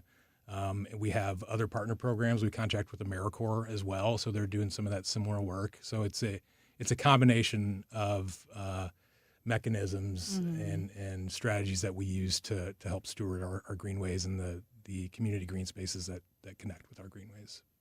For people who might be interested in being a part of this, who do they contact? Sure, that would be me. So you can email me at mfletcher@mobot.org. But we are actually hiring right now. So if you go to the Missouri Botanical website and scroll all the way to the down, there's a careers button. And if they click that, and they'll see Outdoor Leadership Corps Restoration Assistant, they can apply. We're interviewing in August. And then, like I mentioned earlier, we'll be starting in September. Well, there you go. If you know somebody who might be interested, contact Fletcher at the Missouri Botanical Garden. Also with us is Josh Ward, Great Rivers Greenway. Thanks so much for telling us more about the Outdoor Leadership Corps. Thanks you for having us. Thanks for having us. And thank you, Debbie. And let's get a check of the roads now with Roger Brand in the Overhead Door Company of St. Louis Traffic Center. More rain moving in, Rogers, that causing more problems. It seems like in certain spots it is, Megan. They're still working this crash eastbound 64 just past Spady. The 3 left lanes are open. It's a solid jam back to the 270 exit ramps as you come off 270, so pay attention there. Those ramps come to a halt, especially southbound, pretty quickly. 64 is a little slow east of Boone's Crossing, and then from Clarkson into about Timberlake. And then there's a slow traffic westbound 64 Hampton to Hanley. South 170 has a few slowdowns periodically from Olive to 64. 270 from Dorset down through 364, and 364 from Amiot into 270 is slower because of the weather. Eastbound Highway 70, Spencer in through Cave Springs and east of the Blanchett into our city. You're off the pace. North 270 pockets as you ramp on from 55, and it's pretty busy both ways from Sappington up through 44. 44 still a little busy approaching the Merrimack, but after that doesn't look bad. Southbound 55, Merrimack bottom to 141's busy. The North 55 ramp on the 270 is backed up, and eastbound 64, 3rd Street on the 5570 are on the brakes. Next update at 8:30 from the Overhead Door Company of St. Louis Traffic Center. And checking that forecast for today, mostly cloudy, humid, showers and thunderstorms, a high of 83 degrees. We could have more thunderstorms this evening, some flash flooding possible as well, an overnight low of 68. Right now, we do have rain in the region, 75 in Florissant, 74 in St. Peters, and 73 downtown at the Arch. In a county full of slick politicians, One man never got the memo. Jake Zimmerman. He may not be cool, but as county assessor, Zimmerman delivered.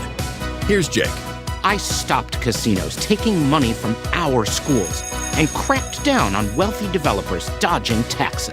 The St. Louis American called his office a model of respectful competence, and the Post-Dispatch just endorsed Zimmerman in his campaign for county executive for his pledge to take the drama out of county government. As county executive, he'll make life more affordable and stand up to MAGA's attacks on our rights. I'm not flashy, but I get results, and I've got your back. Then there's Brian Williams. Williams voted with MAGA Republicans to open the door to extreme abortion bans, and now MAGA is bankrolling Williams with $150,000 in donations. Brian Williams and MAGA can't be trusted. Jake Zimmerman is on our side. Paid for by Citizens for Jake Zimmerman. Jeannie Kirkton, Treasurer. When you sign your insurance policy, for some brokers, that's the finish line. Handshake, commission, done. Then you may not hear from them again until it's time for renewal. But your business runs all year, so do the gaps and the risk. So go to Supersure.com. If your company has more than 25 employees, whether you're the owner, CFO, or HR manager, it can be too complex to just go buy a policy online. Supersure is the super agency built for you, licensed in every state for your business insurance and employee benefits, all with year-round support for you and your team. At Supersure.com, you can access tools like fine print facts. It'll translate your current policy into plain English so you see what's covered and what's not. Plus a business value calculator so you can estimate what your business is worth so you know what actually needs protecting. Go to Supersure.com. One super agency, one powerful platform, all your policies in one place. Supersure.com. That's Supersure.com. Paid for by Supersure Insurance Agency, LLC, a licensed insurance agency. Hair Volume from New Nordic will make your hair look thick and healthy. Available as a tablet or delicious gummy. Hair Volume is available online at Amazon and NewNordicUSA.com or in the hair care aisle at your local CVS. In case you missed it, we catch you up on this week's top local stories every Friday here on Total Information AM. Measles caseloads have hit a 35-year high. The trend a concern for Dr. Rachel Orshell, a WashU medicine infectious disease specialist at St. Louis Children's Hospital. One of the things we're seeing is that we've reached, a caseload that's higher than we had last year in the entire year. And so I think we can expect to see that we're going to see increasing cases. Orshell says if that happens, it increases the risk for other infections. Drowning and boating-related deaths on Missouri waterways have doubled compared to this time last year. Missouri State Highway Patrol Lieutenant Eric Brown tells Missouri Net the increase is significant. You look at our statistics right now, we've had 30 people killed in boating and drowning incidents, and the vast majority of those are related to swimming and their drownings. 30 so far this year as opposed to 15 in that same time period last year. Brown says many victims became tired in the water, stepped into deeper areas unexpectedly, or simply weren't as strong a swimmer as they believed. Dozens of cyclospora cases now confirmed in St. Louis County. County Health Director Kanika Cunningham. What we're seeing, majority of the people is tied back to eating some type of lettuce, and unfortunately it is at Taco Bell. We've seen maybe a few cases with Walmart, but for the most part, majority of it is Taco Bell. Many of the cases are from South St. Louis County and Baldwin. The American Red Cross has declared a national blood crisis. This type of national declaration is rare, according to Ann Vassmans, Regional Communications Manager for the American Red Cross. We've done this now for only the second time in our history, declaring a national blood crisis, and so we don't take that lightly. What's happening is that the number of donations that are coming in are just not keeping up with the need for blood that we are seeing in the hospitals. Extreme heat, poor air quality, and widespread foodborne illness believed to be the major factors in the current lower donor turnout. Panera Bread leaving its hometown. The company that started as the St. Louis Bread Company in Kirkwood in 1987 is telling employees it's opening a new headquarters near Boston in July 2027 and relocating many St. Louis area jobs there. That's KMOX's Michael Calhoun with the story. Governor Mike Kehoe's thoughts on the move? We were not made aware Panera was looking. If we were, we would have gotten to see if there was anything we can do. So it tells me since they didn't really come to the state and ask for any options or opportunities, they had their mind made up to move to the east. St. Louis City trying to save a multi-million-dollar real estate deal on Kings Highway before it becomes a permanent eyesore. A row of long-condemned houses at Kings Highway in Oakland were knocked down 2 years ago to make way for new development, but that fell through. Now the land's on the market. The city trying to help the firm find a buyer by offering tax abatement.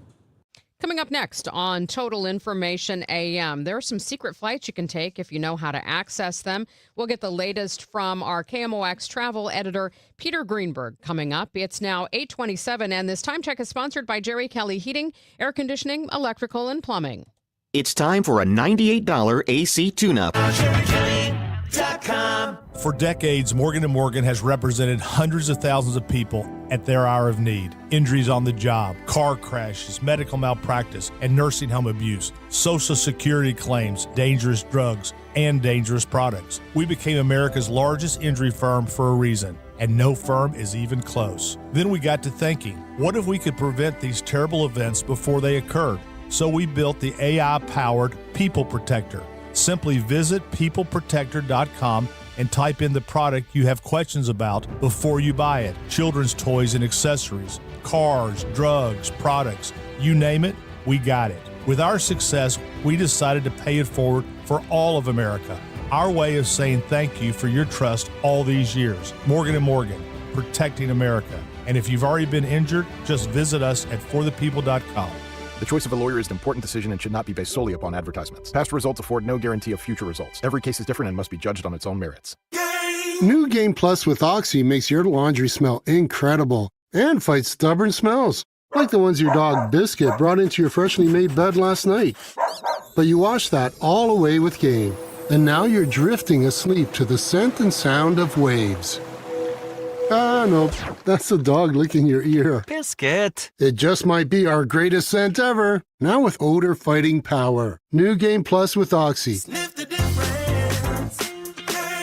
Back to school starts now. Get long-lasting battery life on the Dell XPS laptop powered by Series 3 Intel Core so you can work from anywhere. Now starting at $699 with exclusive student pricing starting at $599. Complete your setup with savings on select monitors and must-have electronics and accessories. Limited time deals and free shipping on PCs and more await you at Dell.com/deals. That's Dell.com/deals.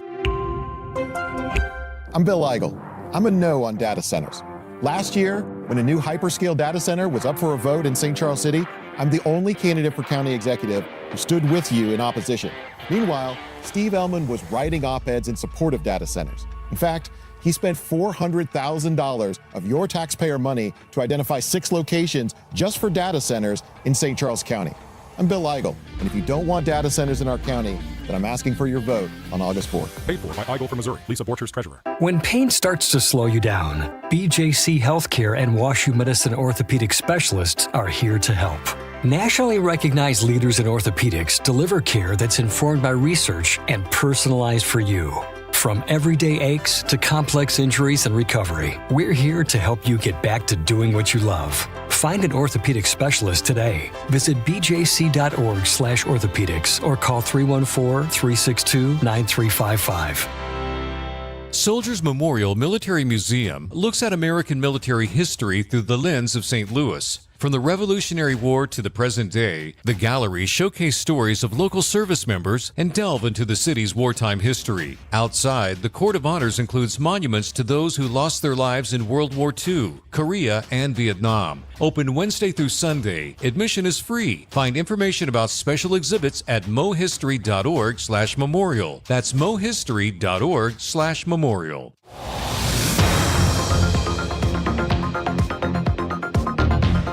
It's now 8:30. Let's get the latest on the roads with Roger Brand in the Overhead Door Company of St. Louis Traffic Center.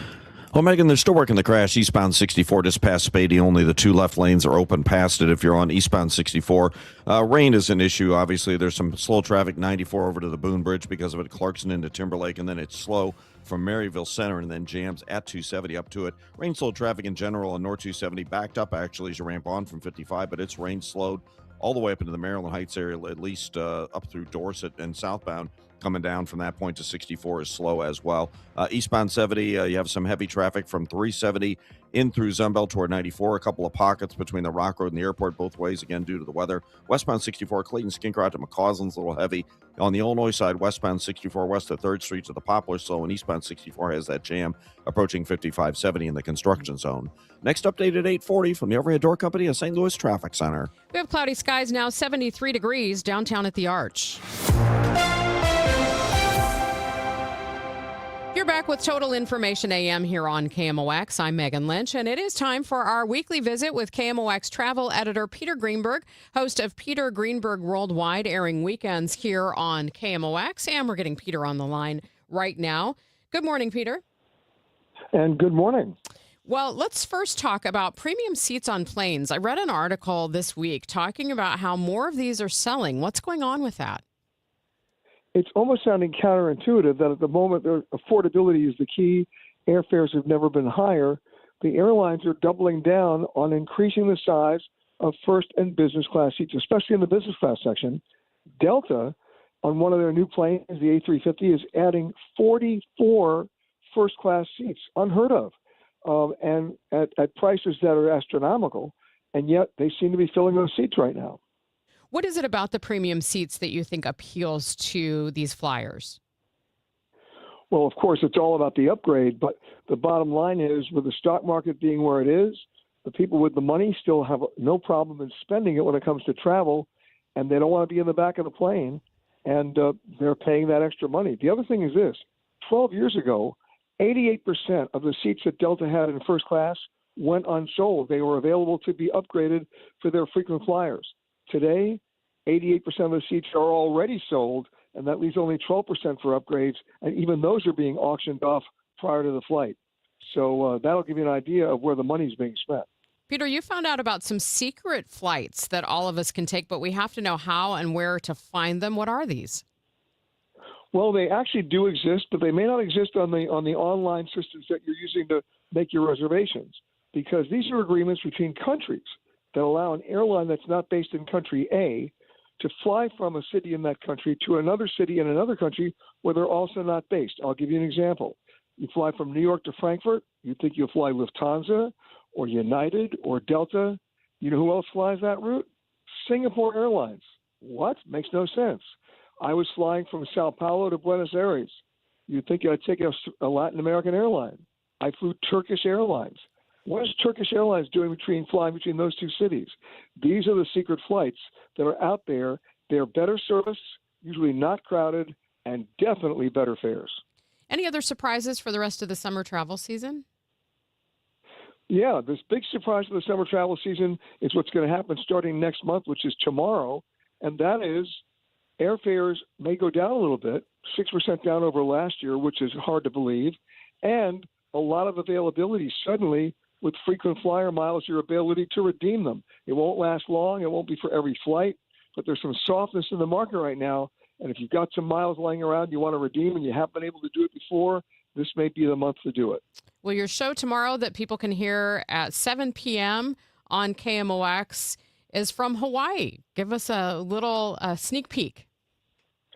Well, Hawaii is one of those markets where the airfare situation may get better because the Japanese market has softened for them, and they depend so much on Japanese tourists that all of a sudden there are seats available and rooms available. So check that out. We'll be coming from the Outrigger Reef Hotel right there in Waikiki, one of the older hotels. That's one of the classic hotels, and talking about all the islands in Hawaii and where there are availabilities and great experiences. All right. You can listen and find out more at petergreenberg.com. Peter, thanks so much for your time this morning. You got it. It is now 8:35, and the weather forecast from the Saliga Heating and Cooling Weather Desk calling for some showers and thunderstorms mainly this morning. And we've got some of those that are coming through the St. Louis region right now. A high 83 degrees and then a thunderstorm or two this evening with some flash flooding possible. An overnight low of 68. Right now we do have cloudy skies. 73 degrees downtown at the Arch. I built this business the old-fashioned way. Hard work and a whole lot of spreadsheets.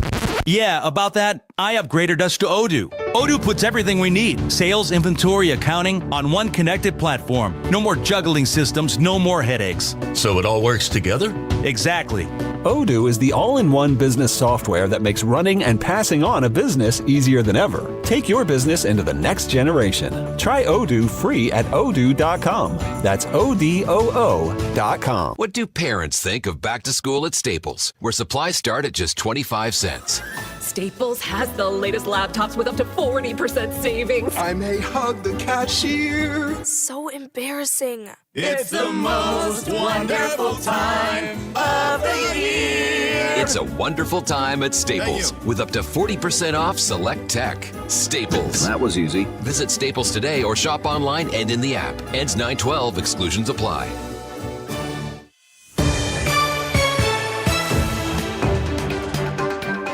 Report now. It's sponsored by Eamon Gattner and Capriano Elder Law Attorneys. Here's Bloomberg's Courtney Donahoe. Rivian's newest SUV is hitting the road, and the company hopes it can recharge its business.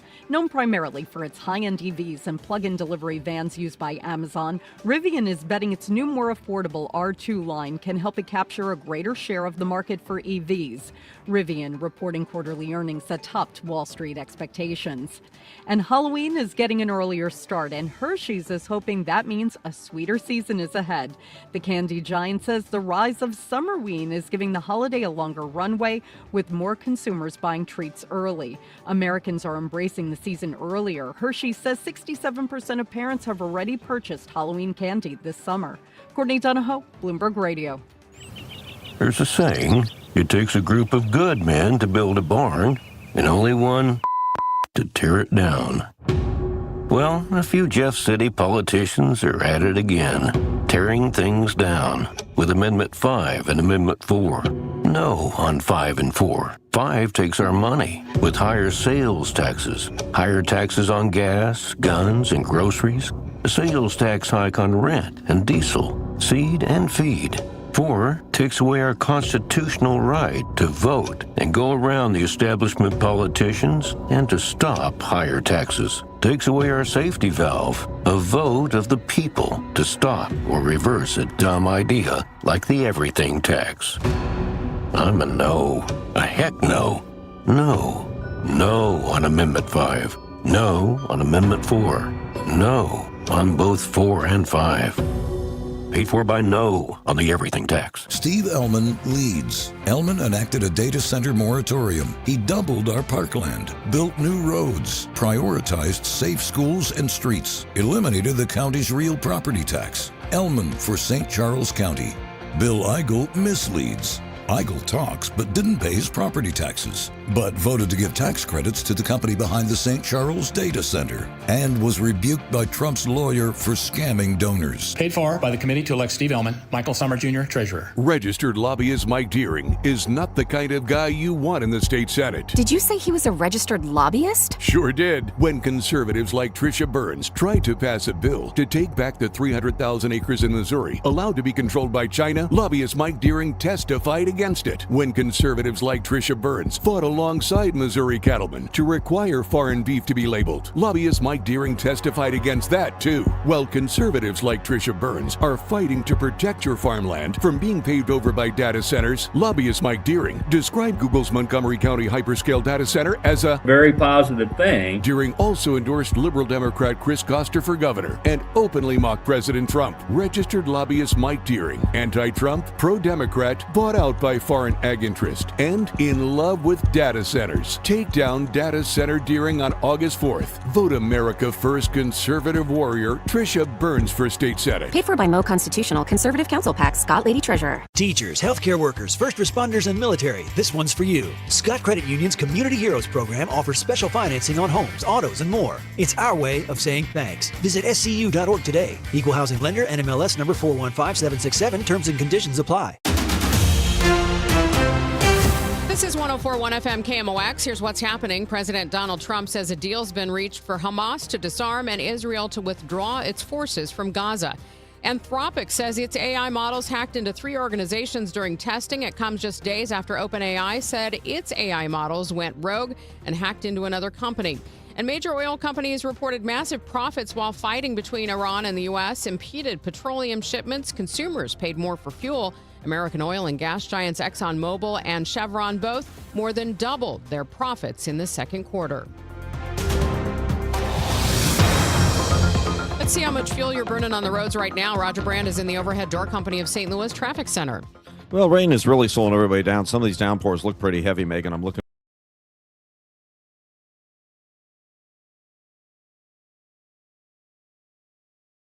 The road conditions could change pretty quickly. 70 is off the pace, as a matter of fact, from Cave Springs all the way in through the Blanchette, from Lindbergh into 170. South 170 is just off the pace all the way down from 270 to 64. 270 itself between Olive and 70 looks kind of busy, and between Manchester and 55, both directions, more so northbound than southbound, but 270 is off the pace as well. 64, slow stuff through the valley, east of the Boone Bridge through Long Road, Clarkson to Timberlake. Still a jam from 270 up to Spady. The right lane still blocked there, but again, off the pace both directions on 64 between 270 and 170.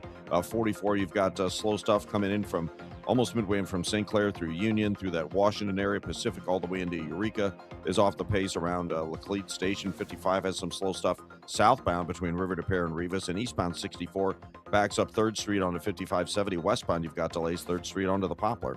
I'm Roger Brand in the Overhead Door Company of St. Louis Traffic Center. Time for the Friday edition of Hancock and Kelly. You two belong together. John Hancock, Michael Kelly on 104.1 FM, King of OX. Good morning, John Hancock. Top of the morning, big boy. How are you? I'm really good today. Buddy, we're sliding to this election on Tuesday. I know it. Probably, hard to believe. Arguably, the most consequential election in this cycle, right? Because as you and I have been talking, unfortunately, we don't have November contests, even statewide, this coming year. Yeah, just the state auditor on the ballot, and the incumbent Republican Scott Fitzpatrick has a massive war chest. And the Democratic candidate nominee, whoever it may be, is going to start off at a pretty extreme cash disadvantage for an office it's hard to raise money for. Well, and then on top of it all, we've just seen the change in politics, and Missouri's just a ruby red state in the same way that Illinois is royal blue. This is where we're at these days, and as you and I have been saying, the elections are all about the primaries, and so in our effort to encourage people, if you live in St. Louis City or St. Louis County, it's obvious that the Democrats are whoever wins those elections will be the people who ultimately are elected. Out in St. Charles, Republicans. Whoever wins this Republican primary for county executive. Yeah, and it's one of the most interesting ones in the region, I think. It may be the most interesting race in the region. I think so, too. Yeah. Hard to believe, right? Yeah, you got a three-way race. The incumbent, Steve Ellman, and facing two challengers. In a way that, Steve's been county executive for 20 years in St. Charles County. He's never had a serious primary threat, or for that matter, general election threat over the course of those 20 years. And now he faces two well-funded candidates, former State Senator Bill Eigel and former Lake St. Louis Mayor Jason Law.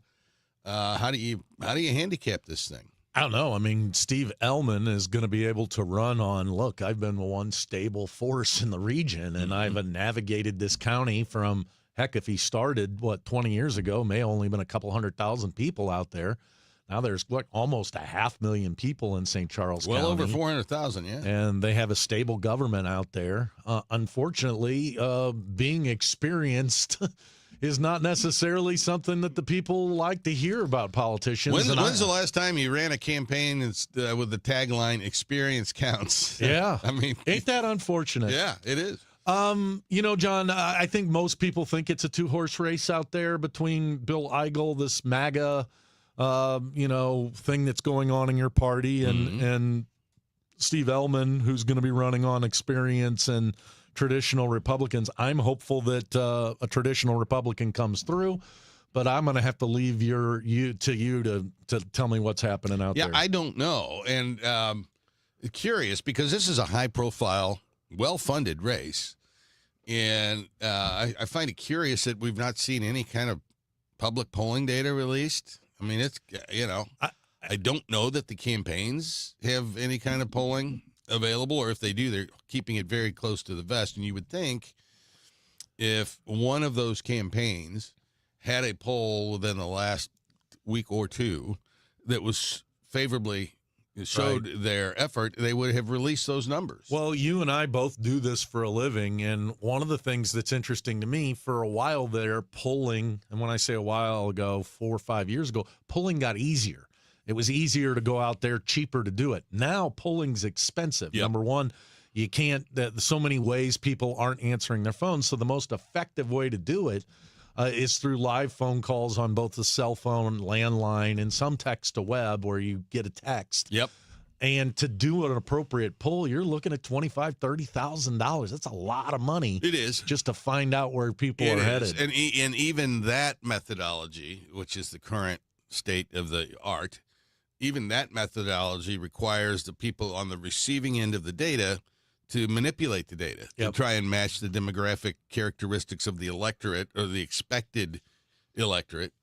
And I heard Steve Ellman on this Airways earlier this week saying that the early voting turnout in St. Charles was twice as big as it was 2 years ago. We had a governor's primary 2 years ago. So, that's interesting, and we'll see if the ultimate turnout is appreciably different from what it had been. St. Charles, at least on the Republican side, because I've been doing this a while, their turnout in Republican primaries is remarkably steady, except for the year Right to Work was on the ballot, and you saw a big spike. Right. But other than that, it has been remarkably steady. And so I'm fascinated to see. Do you have a prediction there? I think you're going to see some increased turnout over the norm. Part of that is Amendment 5. And a spirited county executive race, something they have not had in that county ever. It could be driving a lot of that. All right, so let's tick through them, right? St. Charles, I think Steve Ellman probably wins, but it's probably a coin toss between Ellman and Eigel. Your thoughts? Yeah, I mean, I had been pretty constant in predicting that if it's a three-way race and you've got two normal candidates and one populist, MAGA, extremist, that I think that favors Eigel. I don't know that he's run a particularly effective race here, and the tail of the tape will be on Tuesday. The other race for county executive across the river in St. Louis, going to be won by the Democrat. It's a three-way. Brian Williams, the state senator. You've got Jake Zimmerman, the county auditor, and Miss Mosley, the former state senator up North County. Angela Walton Mosby, who's in the race as a spoiler. She hasn't raised any money. Right. Hasn't spent any money. But she and Brian Williams share the same geographical base in North St. Louis County. So the whole key to this thing is if Mosley is able to cut Williams's margins in North County, I think Zimmerman wins. If Mosley's lack of a campaign renders her ineffective and Williams gets the numbers he needs in North County, then I think he's going to prevail. I have been supportive and helpful to Brian Williams in the past. I think he pulls this out, but this is going to be a close election. The other sexy race is a rematch from 2 years ago, Wesley Bell and Cori Bush, the former congressman versus the current congressman. I don't see much that's changed in 2 years. Do you? I don't know. You look at these Democratic candidates all across the country. This is not a local phenomenon by any means. And you see these far left progressive candidates winning primaries over establishment Democrats all over the country. And so that could happen here. I don't expect it, but it certainly could. I say Wesley Bell. All right. Okay, let's do these last two real quick. The amendments, we all know about them, right? 4 and 5, they're on the ballot. I think they both go down in flames. I think they both go down as well. And, we'll see. We're going to step aside. When we come back, John Hancock has a story that I bet you can relate to. It's a public service announcement. After this on the Mighty Mox. Liberty Mutual customizes your car and home insurance. And now we're customizing this ad for your morning commute to wake you up, which could help your driving. Science says that stimulating the brain increases alertness. So here's a pop quiz. How many months have 28 days? What gets wetter as it dries? What has keys but can't open locks? If you don't want to hear the answers, turn off this Liberty Mutual ad now. 12 months, a towel, piano. Enjoy being fully alert. Liberty, liberty, liberty, liberty. I don't know if you guys know this, but I'm in the air conditioning business. I don't advertise that much. I was leaving a customer's home and I was out in Illinois, and then as I was driving away, my fan for my air conditioner went out. I had to cross back over into St. Louis where there was bridge construction, so massive rush hour. backed up traffic, windows down, sweating. I had to take it straight to the dealership to drop it off because there's no way I can function, much less work, without air conditioning in my truck. And I'm the same way in my house, and every homeowner, not every homeowner, but most homeowners are the exact same way.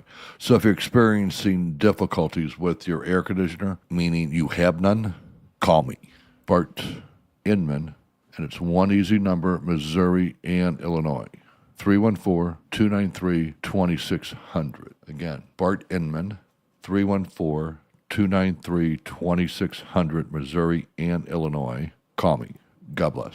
Bill, you're an old politician. Yup, sure am. So you know the old-timers warned that someone trying to sell you a pig in a poke was a con man. Well, sure. Well, no offense, Tom, but your Politicians Amendment 5 is a pig in a poke, allowing politicians to raise our taxes without a vote of the people.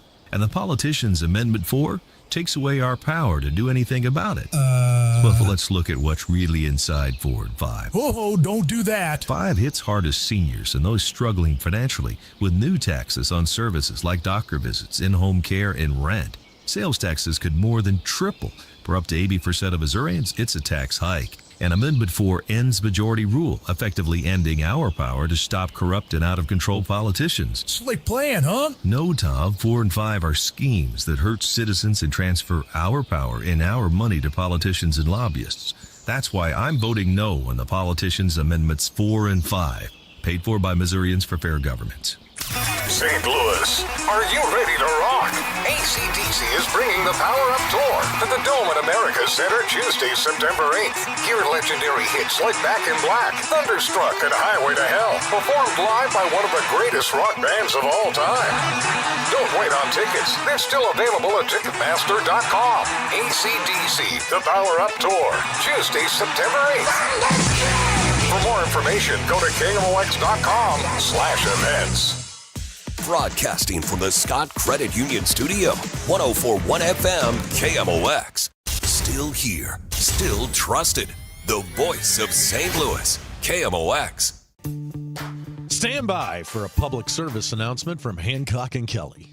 So I'm sitting at my desk a couple days ago. It's about 4:45 in the afternoon, working on the old computer there. And my phone lights up, and it says no caller ID. And my father-in-law has his phone set with no caller ID, so I assume that was him. I answered, and I said, hey there. And the voice on the other end said, this is Deputy Mike Jones from the St. Louis County Sheriff's Office. Ruh-roh. And he's got a very commanding and accusatory tone in his voice, and he says, you were scheduled for grand jury duty on July the 28th, and you did not show up, and you're going to have to, there are penalties involved for this and possible arrest. And so I said, wait a minute, I didn't get a jury summons. He said, well, you did, and you signed it and sent it back in. I said, I didn't sign anything. And he keeps talking to me, and I'm thinking, okay, this is a scam. But I'm not quite sure. And I said, what's the address of the sheriff's office? He tells me. He gives me his badge number. I asked for a phone number. He wouldn't give it to me because we were on a secure communication.